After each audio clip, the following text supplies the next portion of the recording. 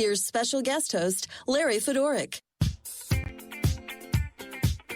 Good morning. Welcome to Tuesday. Welcome to the program. Yes, I'm in for Mike Farwell. Barring any unforeseen circumstances, I'll be here all week. I'm here all week. Of course, you will hear Mike with the Rangers as the Rangers are away for a number of games, and Mike is going to be continuing to be the voice of the Rangers, of course. But on this particular program this week, guest host Larry Fedoruk, and as usual, thank you for having me on 570 News Radio. Always great to be here. I was kind of reminiscing when I was booked for these dates of how long I've been this occasional fill-in here on 570 News Radio, sort of the part of the family, but the cousin who's away most of the time, you know, comes in occasionally and to borrow money or something. I don't know, whatever. But yeah, so I'm that member of the family, and gosh, it's been a couple of years. I always feel at home on the Mike Farwell show, filling in for Mike. So anyway, great to be here. It's January the 28th, and I'm only finding out today that January is National Bath Safety Month. At least that's what the commercial told me. Maybe they've been telling me all month, but I just noticed it now. And I'm like, no, geez, I didn't really get to celebrate National Bath Safety Month the way I wanted to. I guess, I don't think that's real. Because I think they made it up. And if it is real, why is it a month? Why National Bath Safety? It's just so, like, have a day, have a week. Do you need a whole month to promote National Bath Safety? I guess. And of course, there's, in the commercial, they offer me a lot of, because it's National Bath Safety Month, they're offering me a lot of savings and things if I redo my bathroom to be much safer. One of these walk-in tubs things they advertise, which I love. I don't have one. I'd love one. But anyway, they advertise the Bath Safety Month, and they also say that because it's National Bath Safety Month, with savings now, I can also get a shower package. And the commercial actually says, imagine enjoying a bath or a shower all in one convenient feature. And I'm like, but that's every bathtub, is it not? I mean, I guess, some high-end bathrooms have the tub over here and a stand-up shower over there, but it's like most places, that's where you have a bath or a shower. Those are the choices. I don't know what the big deal is suddenly, but anyway, there's a lot of those ads. I don't know if you see, I watch, partly because it's my business, and secondly, because it's just my interest. I watch a lot of news, and I watch a lot of news channels. I like to keep up. And the news channels are generally watched by, I like to call us the upper demographic, right? Not the silver generation or the seniors or the experience.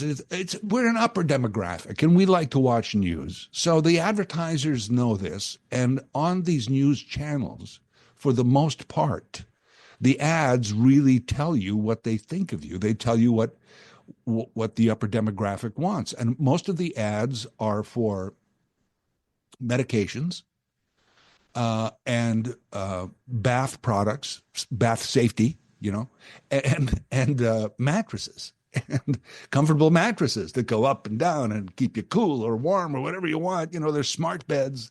And I'm like, this is what they think of us. They think of us seniors. What we are to them is we slip into a hot bath, take our meds, and go to bed. That's pretty much our life. That's our day. That's our daily life. Occasionally they show us out, we're shopping or having a meal somewhere, or sometimes we're playing pickleball, but mostly we're taking our meds, we're having the warm bath, and then we go to bed on a comfortable mattress. I wish that was my life, actually. That'd be a pretty good life. That would be a pretty good life, actually. Bathing, meds, and go to bed. Nice. Anyway, enjoy the last few days of National Bath Safety Month, if that is a real thing. Also, oh, here's a name I want to throw out at you today. You may not hear this name anywhere else today or tomorrow. And I just I didn't know it, frankly. I had to look it up. Edith Dumont, or Dumont, but I believe it's Dumont. Edith Dumont. Anyone? Anyone? Do you know what that is without Googling it? Edith Dumont is the Lieutenant Governor of Ontario. And I also found out that I guess I knew this, but I didn't, or I forgot, whatever. Lieutenant governors of a province are appointed by the Prime Minister of Canada. They're actually technically appointed by the Governor General of Canada on advice from the Prime Minister. And it's usually the Prime Minister that makes the announcement. And back in October, November of 23, Justin Trudeau announced that Edith Dumont would be the Lieutenant Governor of Ontario. And she has held that position. And there's no term really for a Lieutenant Governor for an LG. They're normally about 5 years, but that's not a strict term. That's just kind of tradition. They go about 5 years and then you get another one.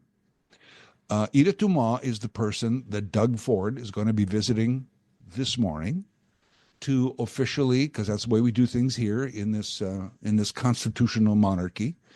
In order for the writ to drop provincially, the premier has to seek a permission, if you will, from the lieutenant governor to dissolve the provincial parliament and therefore call an election. And it's interesting, we've known about this, speculated for months, and known about this solid information for a good week, that the election will be called tomorrow on the 29th of January for a February 27th election.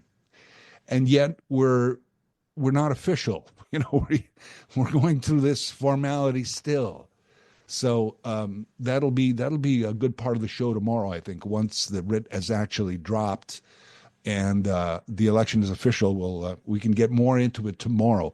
But today, Edith Dumont, there you go. Edith Dumont signs off on this for Premier Ford, and off we go to our first election of at least two, I think, that we'll have this year in this country, right? Speaking of that, I want to get on to that and talk about some of the other things we're going to be featuring today on the show. What's coming up on the show today, I'll tell you in a moment. This is 570 News Radio.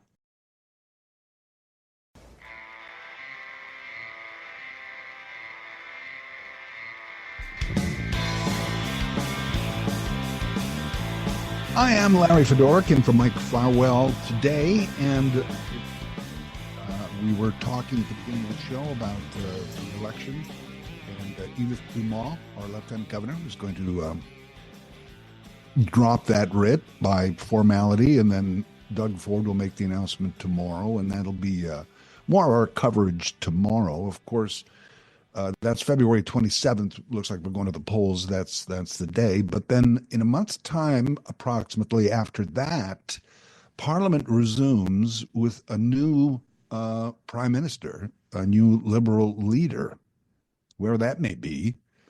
And what are the chances Parliament lasts more than a couple of days? It looks like everybody is in a hurry, except maybe the Liberals federally, to have an election and some vote of non-confidence. So that puts us at what, late April, early May for a federal election. I'd be very surprised if the federal election came at its scheduled time in October. I think we're going to have one in April, May. I don't think that's any great seer-like prediction. That's a lot of voting. It's not really, but I mean it is quite a bit of campaigning. At a time when the ground is still frozen and people can't put their lawn signs up, which is probably a good thing. The pollution of election signs, the visual pollution, is just terrible. So we probably won't have the signs. We'll have to figure out another way to get these names and the reds, blues, oranges, and greens out there for election time, provincially and federally. speaking of Doug Ford, is this getting the booze early into convenience stores and other locations, other retailers?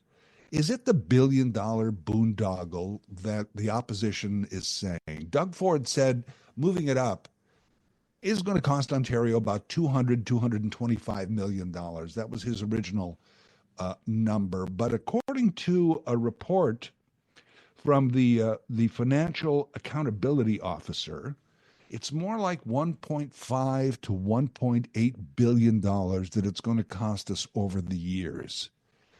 And we're going to break that down with our guest coming up after 9:30. One of my favorite people to talk to, Professor Emeritus from Waterloo, Peter Wollstonecroft, is going to join us. I'm going to talk about the booze boondoggle. Is it a boondoggle, and is it going to be that expensive for Ontarians? And of course, a lot of this stuff is now being talked about in the shadow of a provincial election campaign. So, a lot of things are coming up. Notice Waterloo got some money from Doug Ford. Notice they're talking about buying back the 407.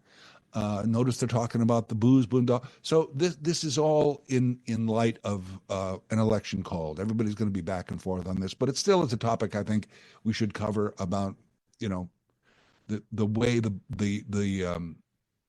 booze was moved up. The booze date for convenience stores was moved up. And listen, I'm a big supporter of convenience stores, and I know convenience stores have a tough row to hoe a lot of times, and they are one of the groups that appreciate having booze sales. It's helped them. So okay, there's that.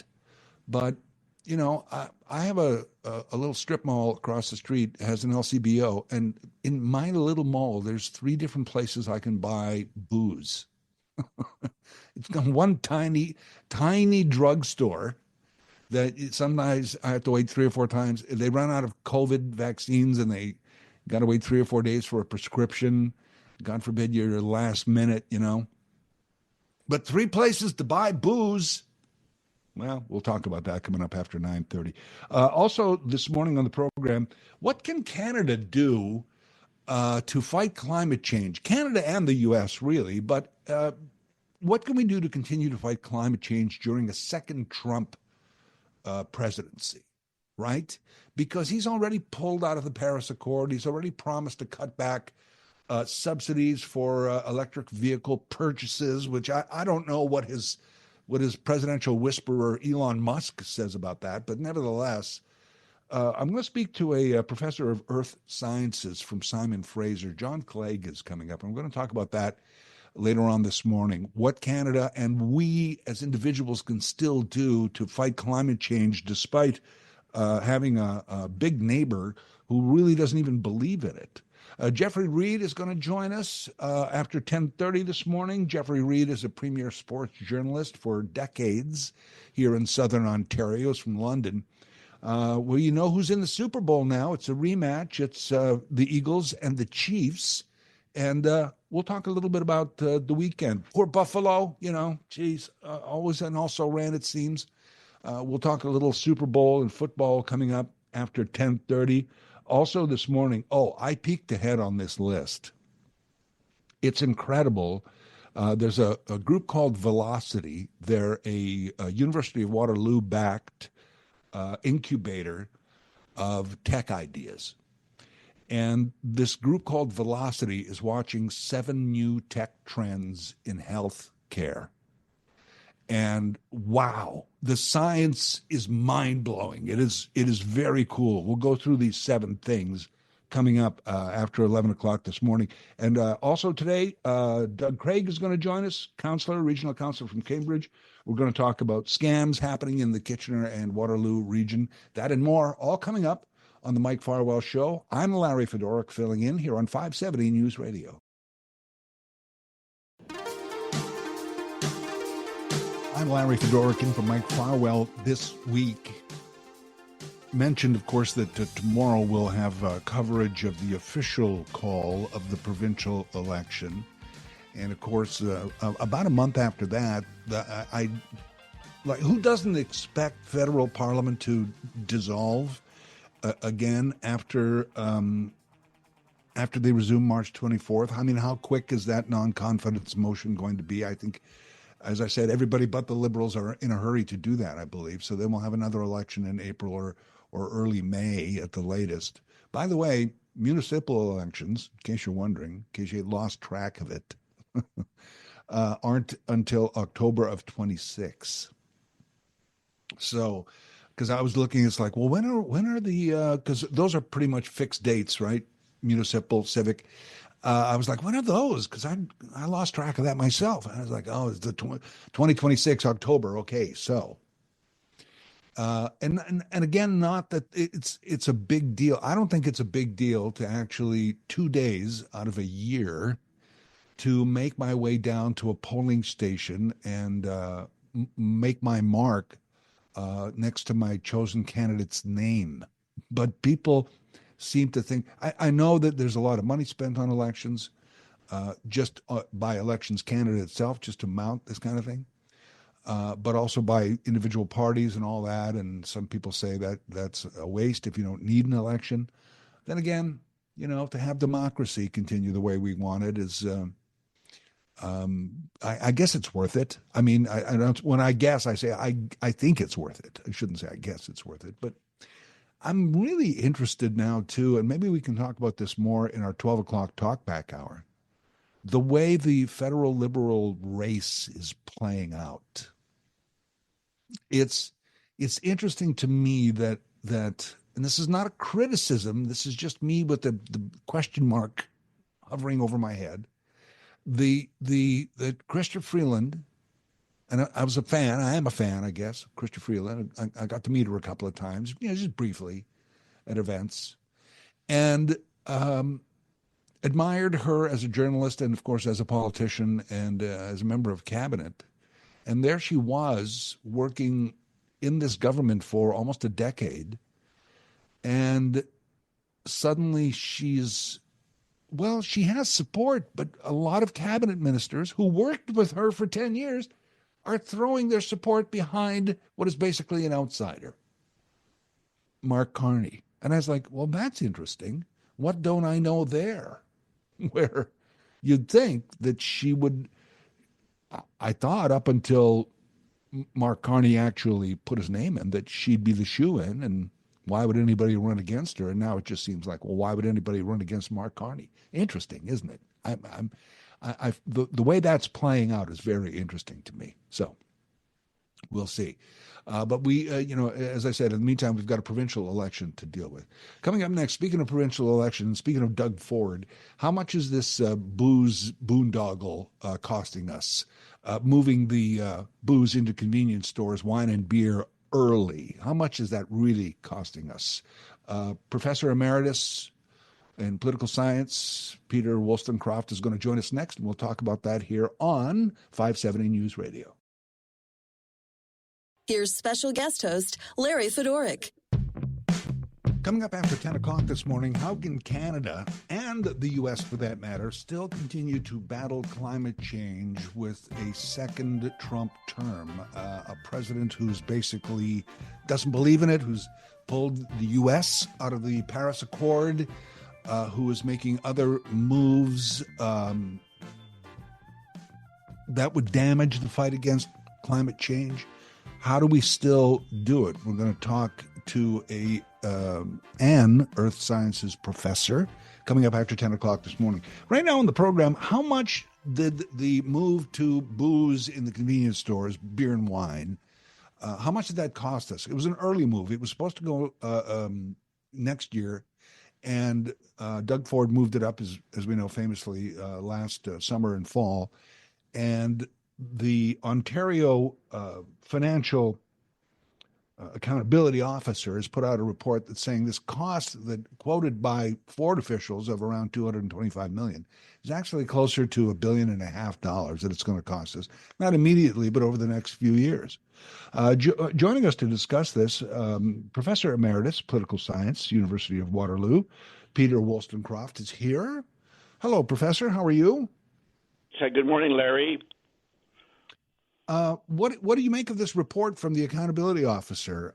It seems to me like it's almost like a home reno. You're quoted a price, but then you notice a lot of other things that have to be done as well, and the cost just goes up. Yeah, it never goes down, and but this is really a big problem for Doug Ford because he presents himself as the guy who's going to save you money, and so he makes a deal, he makes some decisions for good reasons or bad. Your listeners will decide whether it was a good deal, but it's going to cost a lot more money. And I mean, we've heard this story before, but Doug Ford has presented himself as, well, first of all, was a buck of beer, this kind of thing. And so this, whatever the final number is going to be much more than was the estimate. So what happened? And the short story is that he wanted all of this in place by election time, and it's going to cost the taxpayers a lot of money. And we don't know if it's $1 billion or $1.5 billion. I've read stories about $1.9 billion. Well, obviously you can do a lot with that kind of money for hospitals, education, you name it. And so the taxpayers are paying a big price for something that they probably weren't too excited about in the first place.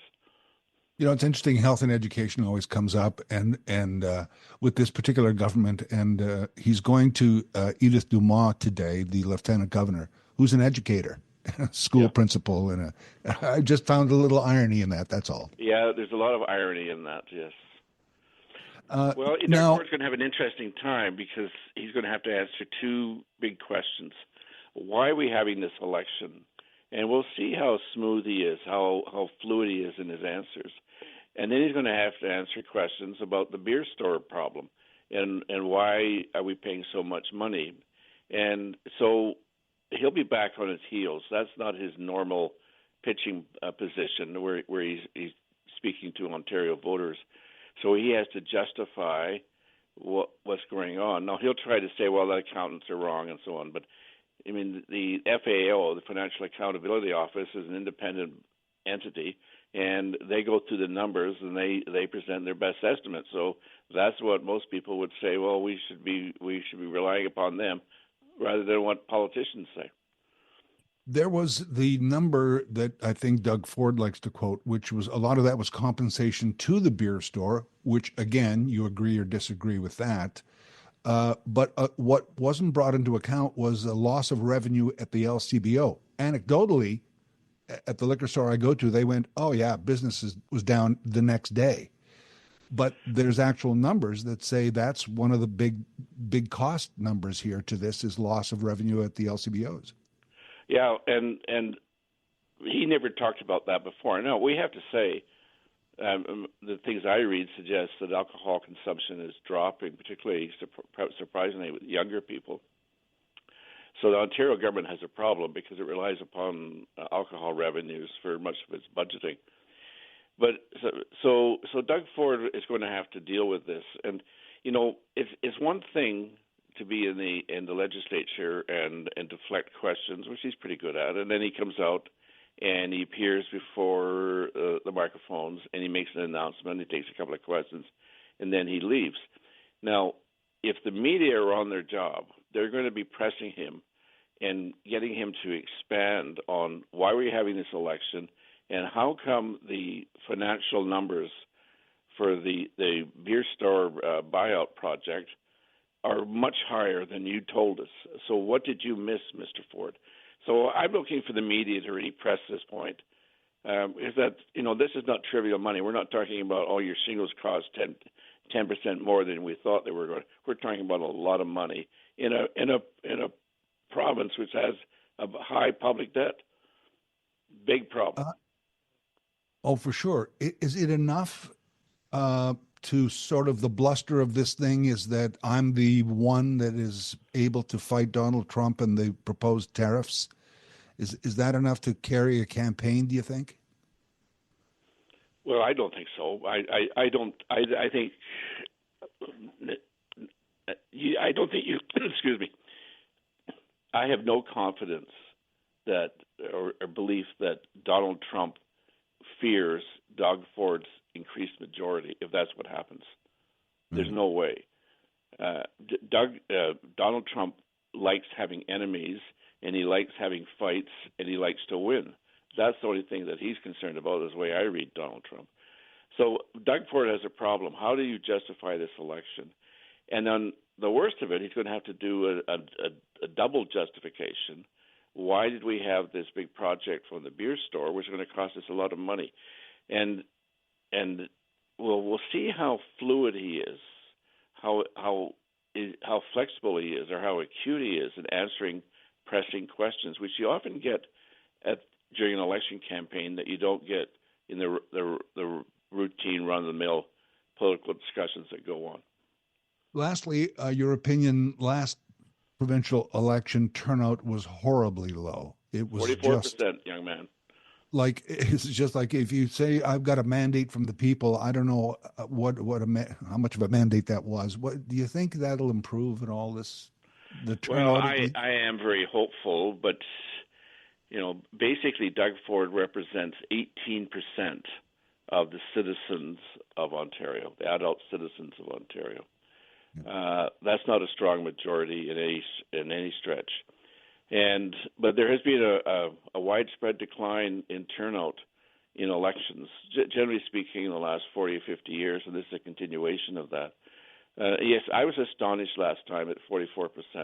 I hope I'm actually embarrassed to say I hope it hits 50%. I think that's shameful that it's at 50%. A year and a half ago, we had a big election in Alberta, highly competitive, lots of money spent, and the turnout dropped 10 points from the previous election. So there's a lot of turning out, a lot of people not paying attention, or they think it doesn't matter. Whatever governments are going to do, they're going to do. It doesn't matter whether it's one party or another. I, as a political scientist, would disagree with that, but I also have recognized that's what a lot of people think. Also, sadly, and the beer store fiasco speaks to this, people are very cynical about things, so they just don't believe politicians are telling them the real goods. That's a problem, too. It really is. Peter Wollstonecroft, thank you for your thoughts and your time this morning. Appreciate it. Thank you, too. Bye. Peter Wollstonecroft is a professor emeritus political science, University of Waterloo. Back in a moment. This is 570 News Radio. The short story is that he wanted all of this in place by election time, and it's going to cost the taxpayers a lot of money. And we don't know if it's $1 billion or $1.5 billion. I've read stories about $1.9 billion. Well, obviously you can do a lot with that kind of money for hospitals, education, you name it. And so the taxpayers are paying a big price for something that they probably weren't too excited about in the first place.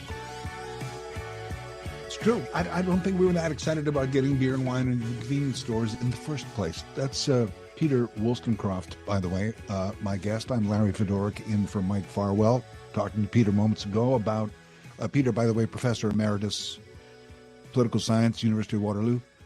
I'm sure everybody knows that. I've talked to Peter many times. But we're talking about the booze in the wine and beer stores. The financial accountability officer said it's more like $1.5 billion, maybe even up to $1.9 billion that it's going to cost us over the years.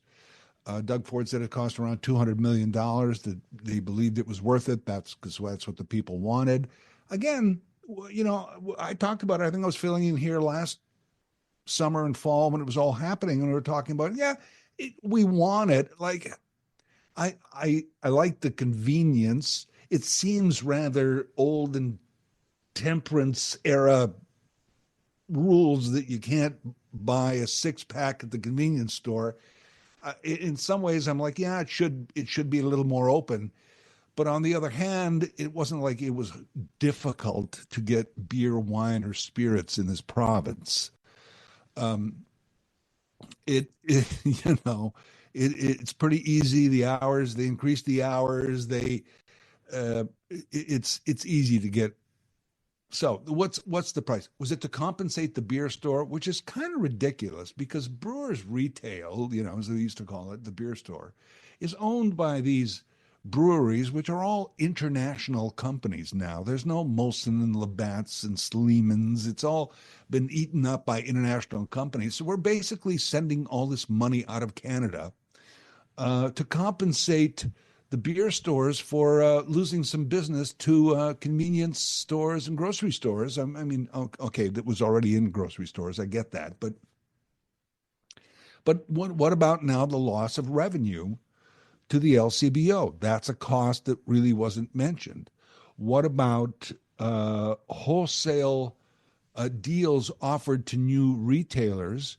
That's a cost because now you can't sell to them for full price. So you're taking a hit on that at LCBO, LLBO. You're all taking a hit on that. There is the cost of recycling. There's just a lot of price details that weren't mentioned, shall we say, or I don't know. You never thought of it? Is that possible? I didn't know there'd be a drop in revenue. Like, either you thought of it and you just kept it quiet, or you didn't think of it, which makes you an idiot. So those are the two choices. When you add all those hidden costs, sort of, I'm calling them hidden, but an accountability officer can find them, but you and I don't necessarily think of them or find them. But when you add all that up, then it starts to be not 200 million, but 500-600 million, maybe higher, and then stretched out over time. And what does it cost? What does it cost? Could be up to 1.5 billion. And now he's got this coming out as he wants to call an election. So, and not necessarily a criticism on Doug Ford, but the incumbent government, the existing administration, I think always has a tougher go because the opposition's mandate is to point out everything you did wrong for the last 4, 6, 8 years, whatever, however long you've been in power.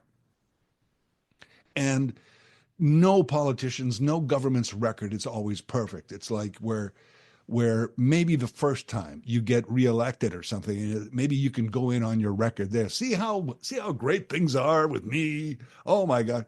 But after a second term, even a partial second term, good luck on that one. It's just the way the system works. You're going to be criticized for everything, and it's all coming out. And it's all going to come out at once, whether it's a booze boondoggle or a green belt or a fancy spa on the lakeshore in Toronto or whatever it is. All that's going to come out quickly at once. And now you got to, as Professor said, how much bluster are you going to have there when you're on defense? I don't know. It's going to be interesting. And speaking of turnout, I want to talk a little bit about that too. Election turnout. We'll pick that topic up next here on 570 News Radio. I'm Larry Fedoruk in for Mike Farwell. We were talking this last half hour about the $1 billion booze boondoggle, and that with an election being called by Premier Doug Ford tomorrow officially. And how low the turnout was last election. You talk about a mandate. I've never crunched the numbers provincially. It's very easy to do. I've done it federally. Let me do it quickly here. It's the result. This is our system. Where I think we're pushing around 45 million people in Canada now. It's close to that. It's a little under, but 45 million, I'm going to do that because it's easier math. So about 2/3 of 45 million are old enough to vote, eligible voters in Canada. So that's down to what now? 30 million? On a good day in a federal election, 2/3 of the people show up to vote. Only about 40% showed up in Ontario last time. But anyway, in a federal election, turnout's a little higher. Let's say it's 2/3, and that's a lot. It should be 3/4, it should be 80%, but it's 2/3. So 2/3 now of 30 million people is now 20 million people. You could be a political party who could get 40% of the popular vote, which would put you in a majority government. Sometimes you can have less than that. But 40, let's be generous and say 40% of the people vote for this party, and that gives them a majority government. They're in power. What's 40% of 20 million? It's under 10 million. It's 9 million people, 8 point some million people. And what was the original number? 45 million. So 8.5, let's say, million people got their wish. That's our system. When Trudeau resigned, they took some questions, and one of them was, any regrets? And one of the things he said was, I didn't push hard enough for voter reform. We'll never see voter reform because nobody wants to change the system that got him elected in the first place. So it's voter reform, something that's different, representative voting, something beyond first past the post. Otherwise, it's always going to be like this. So we'll see who turns out provincially on February 27th. But, Professor Wollstonecroft was correct. He said people are cynical these days. Cynicism. What battles cynicism is hope. We have to put hope back into the political system. Hope is, they say hope is not a strategy. Well, it's not a strategy for retirement, but it's a strategy in politics. Hope. Have some hope instead of cynicism, and some activity as opposed to apathy. And where politics really works better than anywhere else, it works on a local level. And it, to me, works exponentially less the bigger it gets. So federally, I have no hope. I'm a cynic. Provincially, I should be a little less cynical. I should go, well, here's something now. It relates more to me because it's closer to me. I mean, it should be like that all the way around. Every representative in our parliamentary system should be working locally for you, whether it's your MP, your MPP, or your councillor, whatever. But we're cynical now, and we're tribal, and we don't get out to vote. And then this is what you get when you don't get out to vote. So I don't know what the turnout will be. I hope it's better than 40%, 44%, what it was last time. But nevertheless, we'll talk about fighting climate change during a second Trump presidency. That's coming up next here on 570 News Radio. Here's special guest host, Larry Fedoruk. Welcome back. Coming up after 10:30, going to talk with one of the premier sports journalists in Ontario for the last, a number of decades. Don't want to age him necessarily, but Jeffrey Reed is going to join us. Maybe you've seen him on Kitchener TV and everything. It's based out of London. Jeffrey Reed and I are going to talk a little Super Bowl. Not really an NFL guy, but I was watching this year because, imagine being Josh Allen of the Bills, the quarterback, one of the best that's ever played the game, but you're alive in the era of the Kansas City Chiefs. Oh, geez, it's tough. It's tough.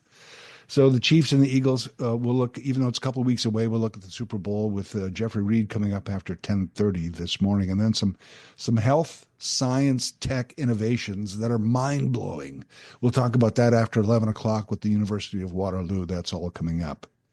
How does Canada and the U.S. continue to fight the good fight, climate change, in the wake of another Trump presidency, another term? One of the first things the president did was pull the United States once again out of the Paris Accord.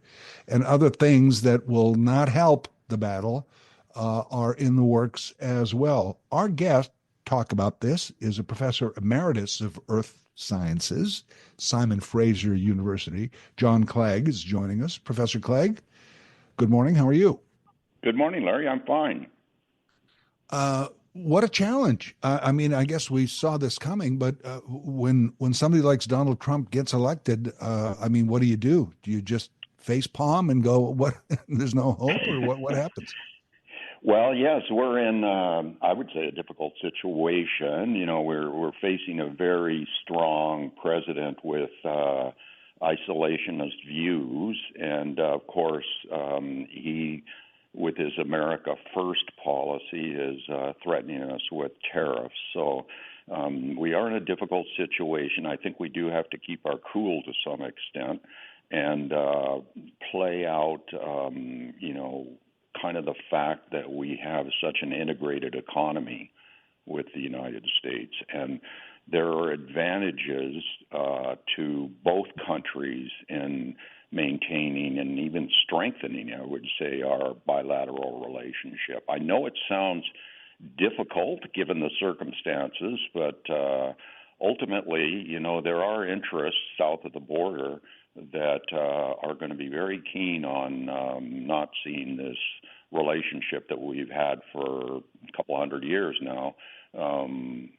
destroyed or disrupted by the actions of one president. We've always looked at the relationships of a president to a prime minister and a government to a government, whether they align, but aren't a lot of the relationships on a sort of subnational level, governor to premier, business to business, mayor to mayor, things like that? Is that our hope? Exactly. I don't think we ought to antagonize the MAGA crowd, but they are, at the federal level, a fairly small group of people. Now, they have the support of about half the U.S. population, but the U.S. population doesn't want to see their economy damaged in any way by actions taken by that group. And so what I think we need to do is focus a lot of our effort, not all of our effort. We shouldn't ignore the federal government. Focus on subnational interests. Take a look at California, for example. California has the same population as Canada. Maybe it could be Canada's 11th province. I don't know. But they have interests that are very well aligned with those of Canada, and we can continue to work with them towards a low-carbon future, for example. The governor of California is really making a lot of progress on altering that state's policies on this transition to a renewable energy future. And hard to say what's going to happen in Canada, of course. I mean, the U.S. is only part of the equation here. But I think it's, business leaders also are very interested in maintaining what I would call the status quo economically. U.S. automakers, for example, have already invested billions of dollars in new EV supply chains. So kind of Trump's suggestions, well, we're not going to favor that in the future, I think are going to go by the wayside, because that's going to happen irrespective of what the federal government wants. And there's a lot of activity in the U.S. that might surprise your listeners, that they are making headway on transitioning to a low-carbon future. Just one example, 60% of the electricity in the Republican-led state of Iowa is generated by wind. And Texas, another Republican state, has 20% of its electricity generated from wind. They all, are striving to do what I think is the right thing, is to make this change as quickly as is feasible. And, kind of the denial of climate change at the federal level, I don't think it's going to change that. Maybe I'm too optimistic. I don't know. Well, no, when I looked at sort of the premise and listened to your premise about, the subnational strategy, that's, as I mentioned earlier on the show, that's where politics really works and works for people more so on a local and state level, if you will, more so than federally. Federally's got other, as you said, there's still many things we can do, even though there's somebody in the White House who doesn't, is basically a denier. Yeah, no, I totally agree with that point of view. Kind of the people with clear heads are business leaders, and state politicians listen to them, and of course they do, because they want to maintain employment. And arguably, I think I think that we disparage politicians. They want to do the right thing if they're able to. It's a complex job they have. And I just find that, at that level, there's more interest in, promoting new technologies that will speed up this change as much as possible to a lower carbon future. We've got a lot of cards to play in that. Canada is a big source of what are called critical minerals. These are the elements and the materials that drive the modern economy forward. Lithium is a classic example. It's used in batteries. Silicon now is maybe a new form of material used in batteries. And Canada is well positioned to be a provider of those resources. We have the history of the mining in the country. We have the resources. We should be kind of coordinating our our policies with the U.S. to ensure that America, North America, is a coherent unit in the emerging kind of rapidly emerging world that we're experiencing. Yeah. I think all that subnational work doesn't get the headlines, so we feel that it's daunting because the Trumps and the prime ministers whatever get the headlines, but all that other work is still being done. So I hope we continue to do it. Professor Clegg, thank you so much for your time today. My pleasure, Larry. John Clegg is Professor Emeritus, Earth Sciences, Simon Fraser University. We'll pick this topic up in a moment here. This is 570 News Radio. I know it sounds difficult given the circumstances, but ultimately, there are interests south of the border that are going to be very keen on not seeing this relationship that we've had for a couple hundred years now destroyed or disrupted by the actions of one president. Moments ago, our guest, John Clegg, Professor Emeritus, Earth Sciences, Simon Fraser University. I'm Larry Fedoruk in for Mike Farwell, and we talked about what can we do when we have a climate change denier. I mean, really, he is. Donald Trump, second-term White House, pulls the U.S. out of the Paris Accord. It's, pulling the U.S. out of the World Health Organization,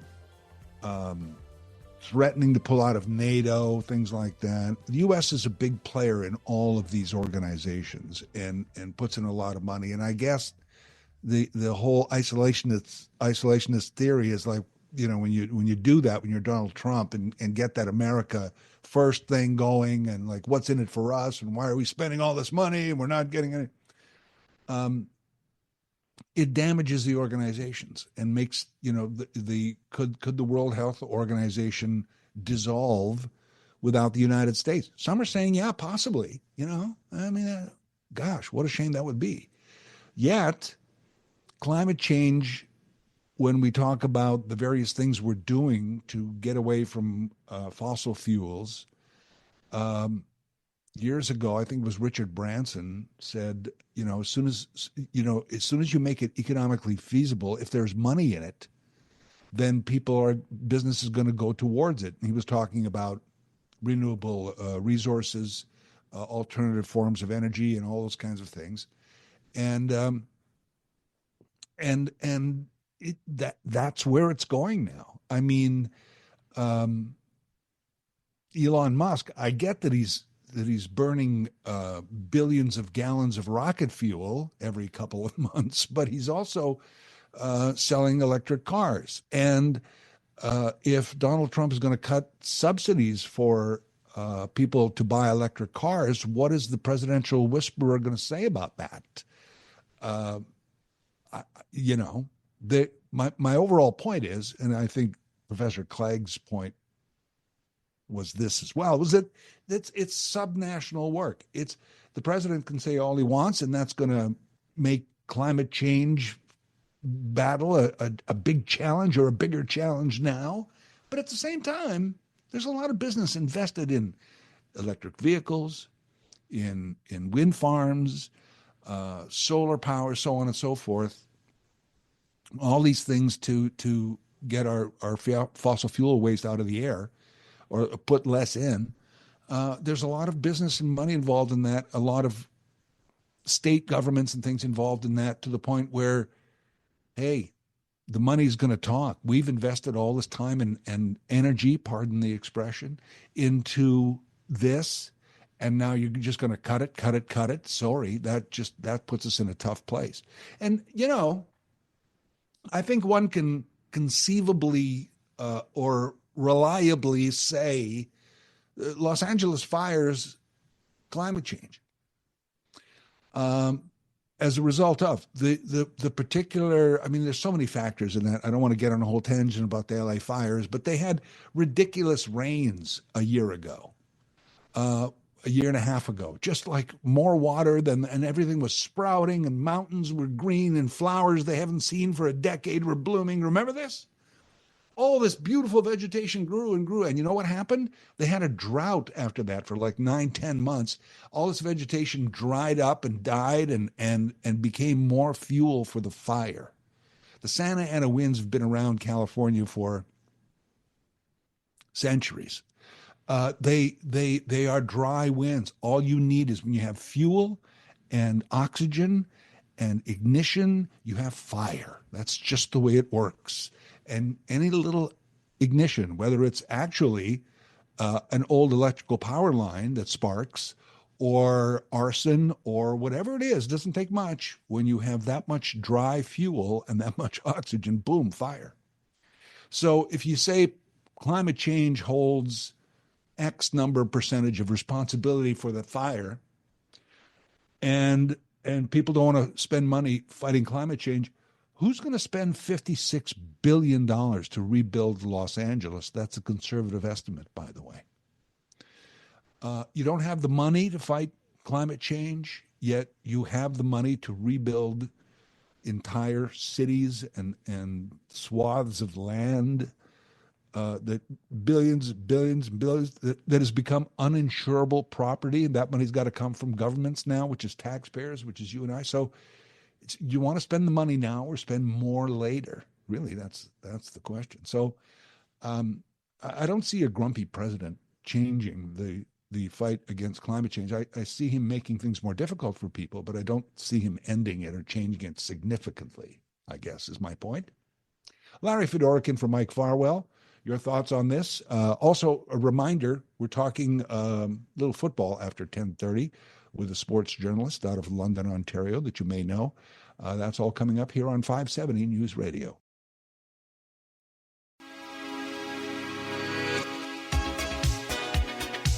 I'm Larry Fedorkin for Mike Farwell. You've heard of Velocity, right? I think Velocity has been on this show many times. They're at the University of Waterloo. They're subsidized by, were supported, I guess, by the University of Waterloo. And they help support pre-seed startups in the tech area. Okay, so that's kind of what they do. And Velocity is looking at 7 different health inventions or innovations, shall we call them, that are on the horizon. And I looked at the list and it's wow, just wow. I mean, and it's when we get into, okay, medical and tech, you're going to say, oh, man, they're going to be, I won't understand any of it. Oh, no. It is completely relatable stuff. I looked ahead at the list. Anyway, the reason I mention it is after 11 o'clock, Velocity is going to join us, a representative from that group. They're going to join us. We're going to talk about these health innovations happening right down the street at U Waterloo. And, who knows when we see them in practice? Well, we'll find that out, how close these are to sort of being realized in our everyday health system. I've had occasion over November and December of last year to go through the health system for a number of reasons. Everything's fine. Thanks for asking. And so a close friend of mine also, and what amazed me about all of it always is the tech, the amount of tech that's involved in healthcare these days, and how, the old cliche, but I don't know how we lived without it. I really don't know. And it's just getting better. There's so many things that tech, including AI, by the way, can do. So we'll talk about that coming up after 11 o'clock. Also next hour, Doug Craig is going to join us, regional counselor for Cambridge. Doug Craig has asked for some reassurance from Kitchener Police as to the amount of time and effort they're putting in, I guess, to end fraud and scams on people. And the very day that the police said, by the way, here's what we're doing, we have some plans in place, a bunch of people started coming forward about some new scams happening to people in Kitchener and Waterloo. One was a taxi scam, which we'll get into later. But yeah, and you always think, when you hear about scams, you're like, well, come on, how do you almost want to victim blame sometimes. You shouldn't, but you do. It's like, how did you fall for that? Oh, come on, don't fall. But You do. And some of these scammers are very good. Some are terrible, but some are very good. So we'll talk about that and what scams to look out for coming up after 11:30 this morning. And next on the program, Jeffrey Reed. You may have seen him on Kitchener TV time to time. Heard him on various radio, sports journalist, among many other things. He and I are going to talk about the upcoming Super Bowl, who's in, who's out, and all that. That's next here on 570 News Radio. Here's special guest host, Larry Fedoruk.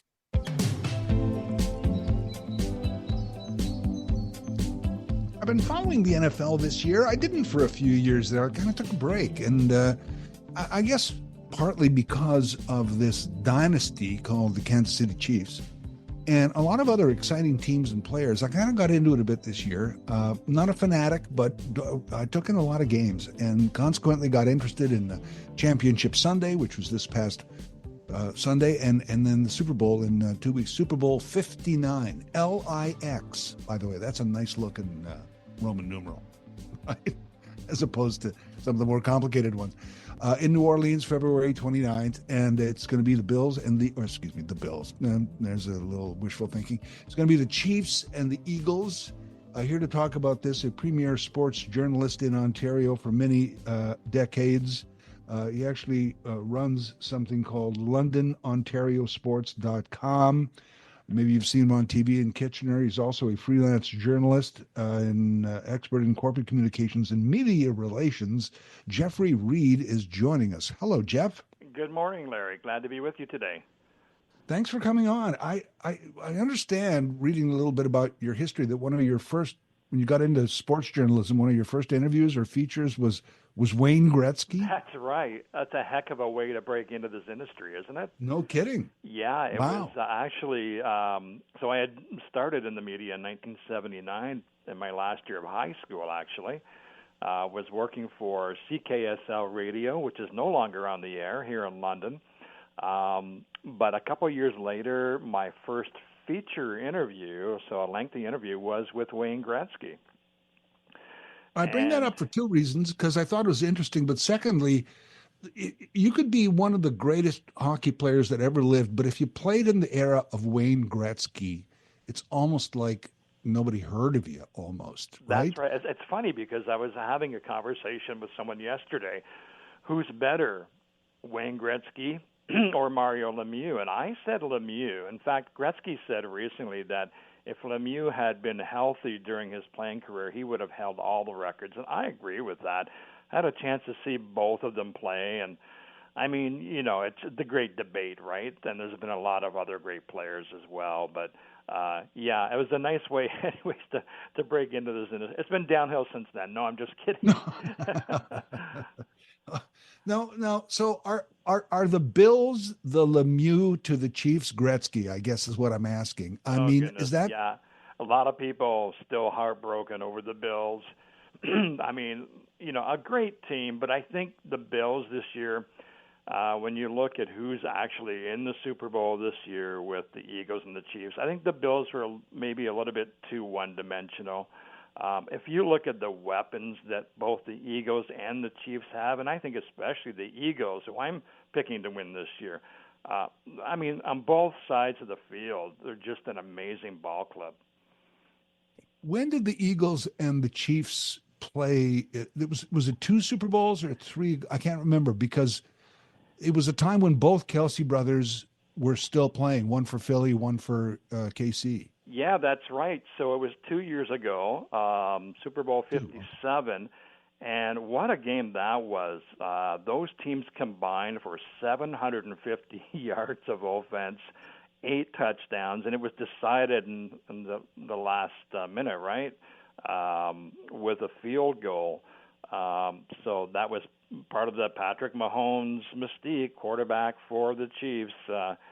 I mean, this kid's headed to the Hall of Fame. There's no doubt about that. But that was the last time they played in the Super Bowl. And actually, they did play back on November 20th of 2023. And the Eagles won that game 21-17. So I think that's going to play. I think these teams are very evenly matched. We can get into why I think the Eagles are going to win with their weapons, but I think it's going to be a great ball game. I think so too. And I mean, Kansas City certainly, what can you say about a team that's going back for the third time, could three-peat, all that kind of stuff. But in Super Bowls anyway, in playoffs, they don't really seem to blow out teams. I mean, and when you have somebody so powerful as the Eagles, I don't disagree. I don't disagree. I mean, what else are you looking at as far as favoring the Eagles? Right. Well, first of all, you have to look. Let's quickly talk about the Super Bowl. This game itself is going to generate $1.3 billion in revenue.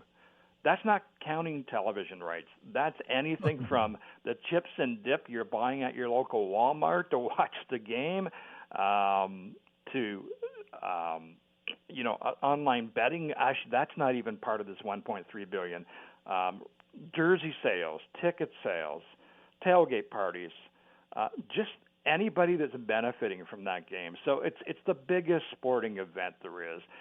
Television commercials are going to be $8 million for a 30-second spot this year. So that just tells you, how much emphasis is put on this game. So then you have to ask yourself, well, how much composure, especially at the quarterback position, are we going to see? And we have two veterans, of course, with Patrick Mahomes for the Chiefs. But getting back to your question about the Eagles, quarterback Jalen Hurts, he can really surprise you with his running game. He's a tough guy. He likes to mix it up as a quarterback. Tremendous arm. Running back Saquon Barkley. The 8th best year in history in the NFL for running. That's going to be the story of this game. The running game of the Eagles, and how can the Chiefs, with their great defense, stop the running game? I have to get traffic and weather on together, and I got many questions to ask you. Can you stick around for a little bit here, Jeff? Yeah, let's talk. Oh, that'd be great. That'd be great. We're talking Super Bowl. I also want to get back to the Bills a little bit here with our guest, sports columnist and freelance journalist Jeffrey Reed. More in a moment here. This is 570 News Radio.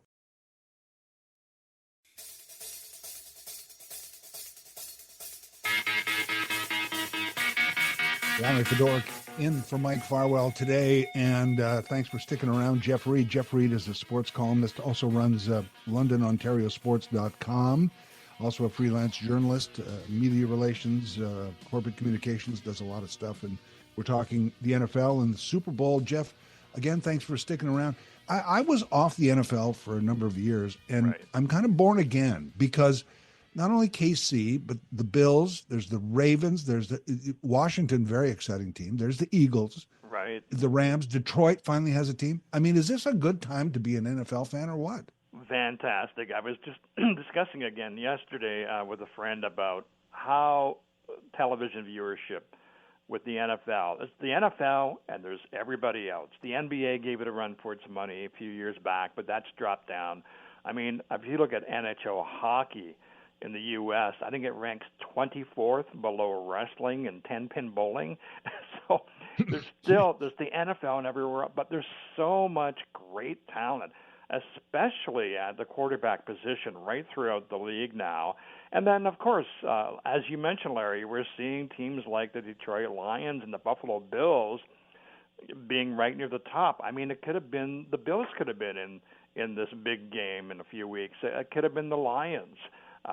And there's a lot of parity because of that. So I don't know. We'll see how long the run goes for Patrick Mahomes and company with the Chiefs. They're getting a little long in the tooth at some positions. But I think the league overall is in great shape. Speaking of long in the tooth, I'm watching one of the networks where Tom Brady is doing the games. That's and right. Suddenly, and talk about picking up his game. It's not an easy thing, right, to transition from superstar player to NFL broadcaster. In fact, I thought he was horrible when he was first on the air because I think he relied a little bit more on his knowledge, which is great, of course. That's why he was hired, as well as his experience as a Hall of Famer, possibly the best ever at the quarterback position. But he didn't really dig in, roll up his sleeves, and do his homework. Now I find that when Brady is offering analysis, that it's really in depth. There's a lot of meat and potatoes to it, right? So he's doing his homework now, which is great. Which, interestingly, Tony Romo, speaking of ex-QBs, I like Tony Romo. Well, I'll beg to differ on that one. And I'm a Cowboys fan, so there you go. All right. I'm not a big – I mean, certainly Tony Romo knows his stuff, right? He's been there. He was in the league for how many years? 20 years? As a long-suffering Cowboys fan, I have a lot of bad memories about that era. In any event, Tony knows his stuff, and he does his homework. I'm just not a big fan of his delivery. It's more folksy and less corporate kind of thing. Right. But a lot of people like him. In fact, the ratings when he's on are quite good. So back to Super Bowl 59, February 9th, New Orleans. And I mean, just a classic city for a Super Bowl, classic location. Right. You like the Eagles. What are you giving us points, an over-under, well, anything? I'll tell you what the latest odds out of the desert down in with our friends in Vegas, only 1.5 point favorite for Kansas City. And that says a lot because there's that Patrick Mahomes mystique. You know, he always seems to pull things out. Now, he did not have a banner year. He's not an all-pro player this year. Mm-hmm. And if you look at the talent surrounding him, yes, they have a pretty solid defense. Wideout Xavier Worthy, player to watch. Tight end Travis Kelce, of course. And then, you know, not on the field but behind the scenes, their defensive coordinator, Steve Spagnuolo, whose job it is to shut down running back Saquon Barkley. But then if you look at the Eagles, their running game is practically unstoppable. Barkley had an all-world year this year, as I mentioned, the 8th best, over 2,000 yards. Receiver A.J. Brown, hard to stop. Tight end Dallas Goedert. And Jalen Hurts, he can run the ball. He can throw the ball. He's a great leader. He's a tough guy. Let's not forget, though, just over a month ago, Jalen Hurts was in concussion protocol. Missed a week, came back, was a little shaky, but he had a great game. He rushed for, 3 touchdowns in the championship game. So he's got a couple of weeks to heal up, and he'll be ready to roll. I just think that with the running game of the Eagles versus the defense of the Chiefs, and then a little bit of lack of offense on the Chiefs, I mean, they like to throw the ball. But the Eagles are great at defending the ball in the air. So I think on paper, I think the Eagles are the team to beat. Before I let you go, I just want to say, as if you're a long-suffering Dallas fan, years ago, the original Dallas Stadium, we're in Dallas on business and we have an afternoon off. So my boss and I go for a tour, as a guided tour of the stadium. And they let you on the field at the end. And somebody had a Nerf ball. So we borrowed it, and I caught a touchdown pass in the end zone of Dallas Stadium. I can say that. Wow, there you go. Well, maybe we should suit you up and play for the Cowboys next year. They need a lot of help. As long as it's a Nerf ball and nobody's right. tackling me, I have a shot. Hey, Jeff, really cool. Very insightful, and I enjoyed it. Thank you so much for your time today. Thanks for having me on. Jeffrey Reed, there he is, likes the Eagles, and I can see why. Jeffrey Reed is a freelance journalist. He's a corporate communications and media relations expert, sports journalist for decades here in Southern Ontario, and you can check his work out at LondonOntarioSports.com. This is 570 News Radio. I'm Larry Fedorkin for Mike Farwell. Back in a moment.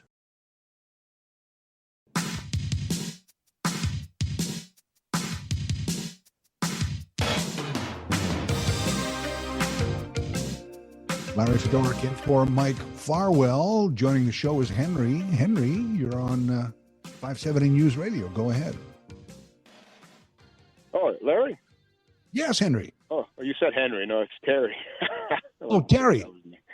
Well, then I'm going to go with Terry because damn these eyes. Sorry about that, Terry. King Henry, right? Anyway, listen, don't feel too bad if you're a Dallas fan. They're worth $10 billion as a franchise, most valuable sports That's franchise. Right. But they are still one of the most valuable franchises in all in of the sports. world, It's true. in the world, like number one of all franchises. They're number one. Like that's pretty impressive. But I think now it's more sports entertainment. All these leagues, mostly the NFL, of course. I think people are attracted to it because of all these storylines that they create and all these, things outside of the game. Like even the fantasy leagues, which people really kind of move to. They like that gambling aspect, and of course, every second commercial you see on TV, is FanDuel or that betting or gambling line. It's these little sublines or subplots that are created that attracts people to sports in general, and the NFL is king when it comes to that. I mean, a lot of these people that even participate in these events like gambling and whatnot, they're not even football fans. They just do it because it's the excitement of it. And are you in Niagara? Sorry? I was just going to say, I'm not a football expert by any means, but I enjoy the games. I enjoy the television presentation of the games, and I enjoy the athleticism and all of that, Well, it's like WWE, a lot of athleticism and that, but there's a lot of storylines that go into it that attract the eyeballs to it. Right. You're in the Niagara area, are you, Larry, or down? No, but that's where I worked there for a number of years, but I'm no longer in that area. Oh, okay. Sorry. I was going to ask you if you were there, how the Bill fans are reacting to last Sunday's loss, but since you're not there, I guess that goes for naught. But no, I'm just looking. I like the sport in general, but I could do without all these little storylines and stuff like that. But I still watch it because I'm just a sports guy. But anyway, we'll see. I'm just hoping for a good game. I'm rooting for the Eagles, but if the Chiefs win, then that'll be okay in my book. So we'll see what happens. Yep, you bet. Terry, thanks for the call. Sorry for getting your name wrong off the top there. I should have had my reading glasses on. I did not. I really kind of, just because of the dynasty and all that, I wouldn't mind. I was kind of half cheering for the Chiefs, but if it was Bills, Eagles, or Bills, Washington, for that matter, I mean, there's just a number. When we were talking with Jeffrey Reed there, the Ravens are good, Detroit was good, LA is good. There's a lot of teams that if they were in the Super Bowl this year, I think would still be a very exciting game. The fact that it's a possible three-peat, and it's a team back for their third shot at it, and they've won two already, it kind of makes Tom Brady seem like yesterday's news when Tom Brady wasn't that long ago. But the Mahomes of the world have just made this a whole new era in the NFL, which is really interesting. So, and it is such an event. I actually, for the first time in a long time, no disrespect, don't really care about the halftime show. Not that I ever did, but actually, and you know what? I was gonna tell this today, and we're a little tight on time. So maybe in our 12 o'clock hour, the Talkback Hour, if I have a moment, I heard recently the story of the halftime show, and it involves. Do you remember the show In Living Color with the Wayans brothers, and Jim Carrey was on that show? In Living Color plays into why there is a Super Bowl halftime show. I don't know if you've ever heard this story. We'll share it later on. Next on the program, some high-tech innovations in health with the University of Waterloo and their group called Velocity. That's next on 570 News Radio. Here's special guest host, Larry Fedoruk. Coming up after 11:30 this morning, Doug Craig is going to join us. He is a regional counselor for Cambridge, and he is the counselor asking the Kitchener Police for reassurance on their fraud squad after we heard about some new frauds and scams happening in the area. One of them is a taxi fraud. Another jewelry scam is out there. So we're going to talk about those and what the police are doing to curb these kinds of crimes. Coming up after 11:30. Right now on the program, there's a group called Velocity. They're at the University of Waterloo. They're backed by the University of Waterloo, I should say. They're an incubator of pre-seed tech startups, and they're looking at 7 health tech innovations. These are amazing. I looked ahead at the list. It's amazing. 7 health tech innovations for 2025. and they're following these at Velocity and at the University of Waterloo. Executive Director at Velocity is Adrian Cote. Hello, Adrian. How are you? Hi, Larry. I'm well. Thank you for the opportunity to speak with you today. I looked ahead at this list, and it's people think it's going to be health and high tech, and I'm not going to understand any of it. It's the opposite of that. These are amazing. I wonder if we can just go through it and get a bit of explanation at contact lens gel that would help with medicine delivery. Is that one of them? There's many technologies. Certainly, that is an example of a technology that could sort of transform how people receive care. And I think you'll see that in the other examples here as well too. And I do want to mention it's really about the innovators at the University of Waterloo that turn into entrepreneurs that really drive these opportunities into the healthcare system and into the market. And these are not close to market. In other words, these are things that are still being looked at. But how long before we might see some of these things? That's actually what we're trying to do at Velocity is compress that time. Typically, it varies depending on the type of medical technology. For example, if it's a new drug, it could take maybe 10 years. If it's a medical device, it could take 5 or more years. If it's a digital health technology, it could be around 4 or 5 years as well too. But what we're doing at Velocity is really surrounding the entrepreneurs that are bringing these technologies out of the University of Waterloo into the market with the resources that allow them to move faster. And what that looks like is coaching on business strategy, on how to build a health technology business, which is very unique. The second thing that we're doing to try and shorten the cycle to market here is the reason it takes time is because you need to test the technologies in a healthcare environment. You need to do clinical trials. You need to manufacture the technologies under a certain quality regime, and learning how to do that takes time. And so we're bringing the experts in to fast track people through those learning processes so that they can move from research to market as fast as possible. And important as well too is that we've just opened a facility in downtown Kitchener, which built from our original facility in downtown Kitchener, where we've had specialized spaces and labs and product development facilities to turn all the prototypes you see coming from the University of Waterloo rapidly into products. So I'm going to make an assumption here that if you're a tech expert and you're in the health medical field, that you're not necessarily an expert in business, perhaps, and so you're going to help them along in that area. Absolutely, we are working with more than 2,000 students on campus at the University of Waterloo, and they all have the potential to become business leaders, and we develop them to be CEOs and CTOs and chief operating officers. So we really work and think about how do we turn students and faculty members into startup CEOs. Now, the ones I was going to get through here are health innovations, but I'm taking it the understanding that you do a lot more than just health innovations, that there's all kinds of tech startups. Oh, absolutely. Yeah. About a third of our portfolio is in the health technology space, but we have founders and entrepreneurs working in agriculture technologies, working in clean technologies, business productivity. But the same sort of mindset applies to supporting those entrepreneurs in those other industry sectors. It's how do we train them to be really effective business leaders?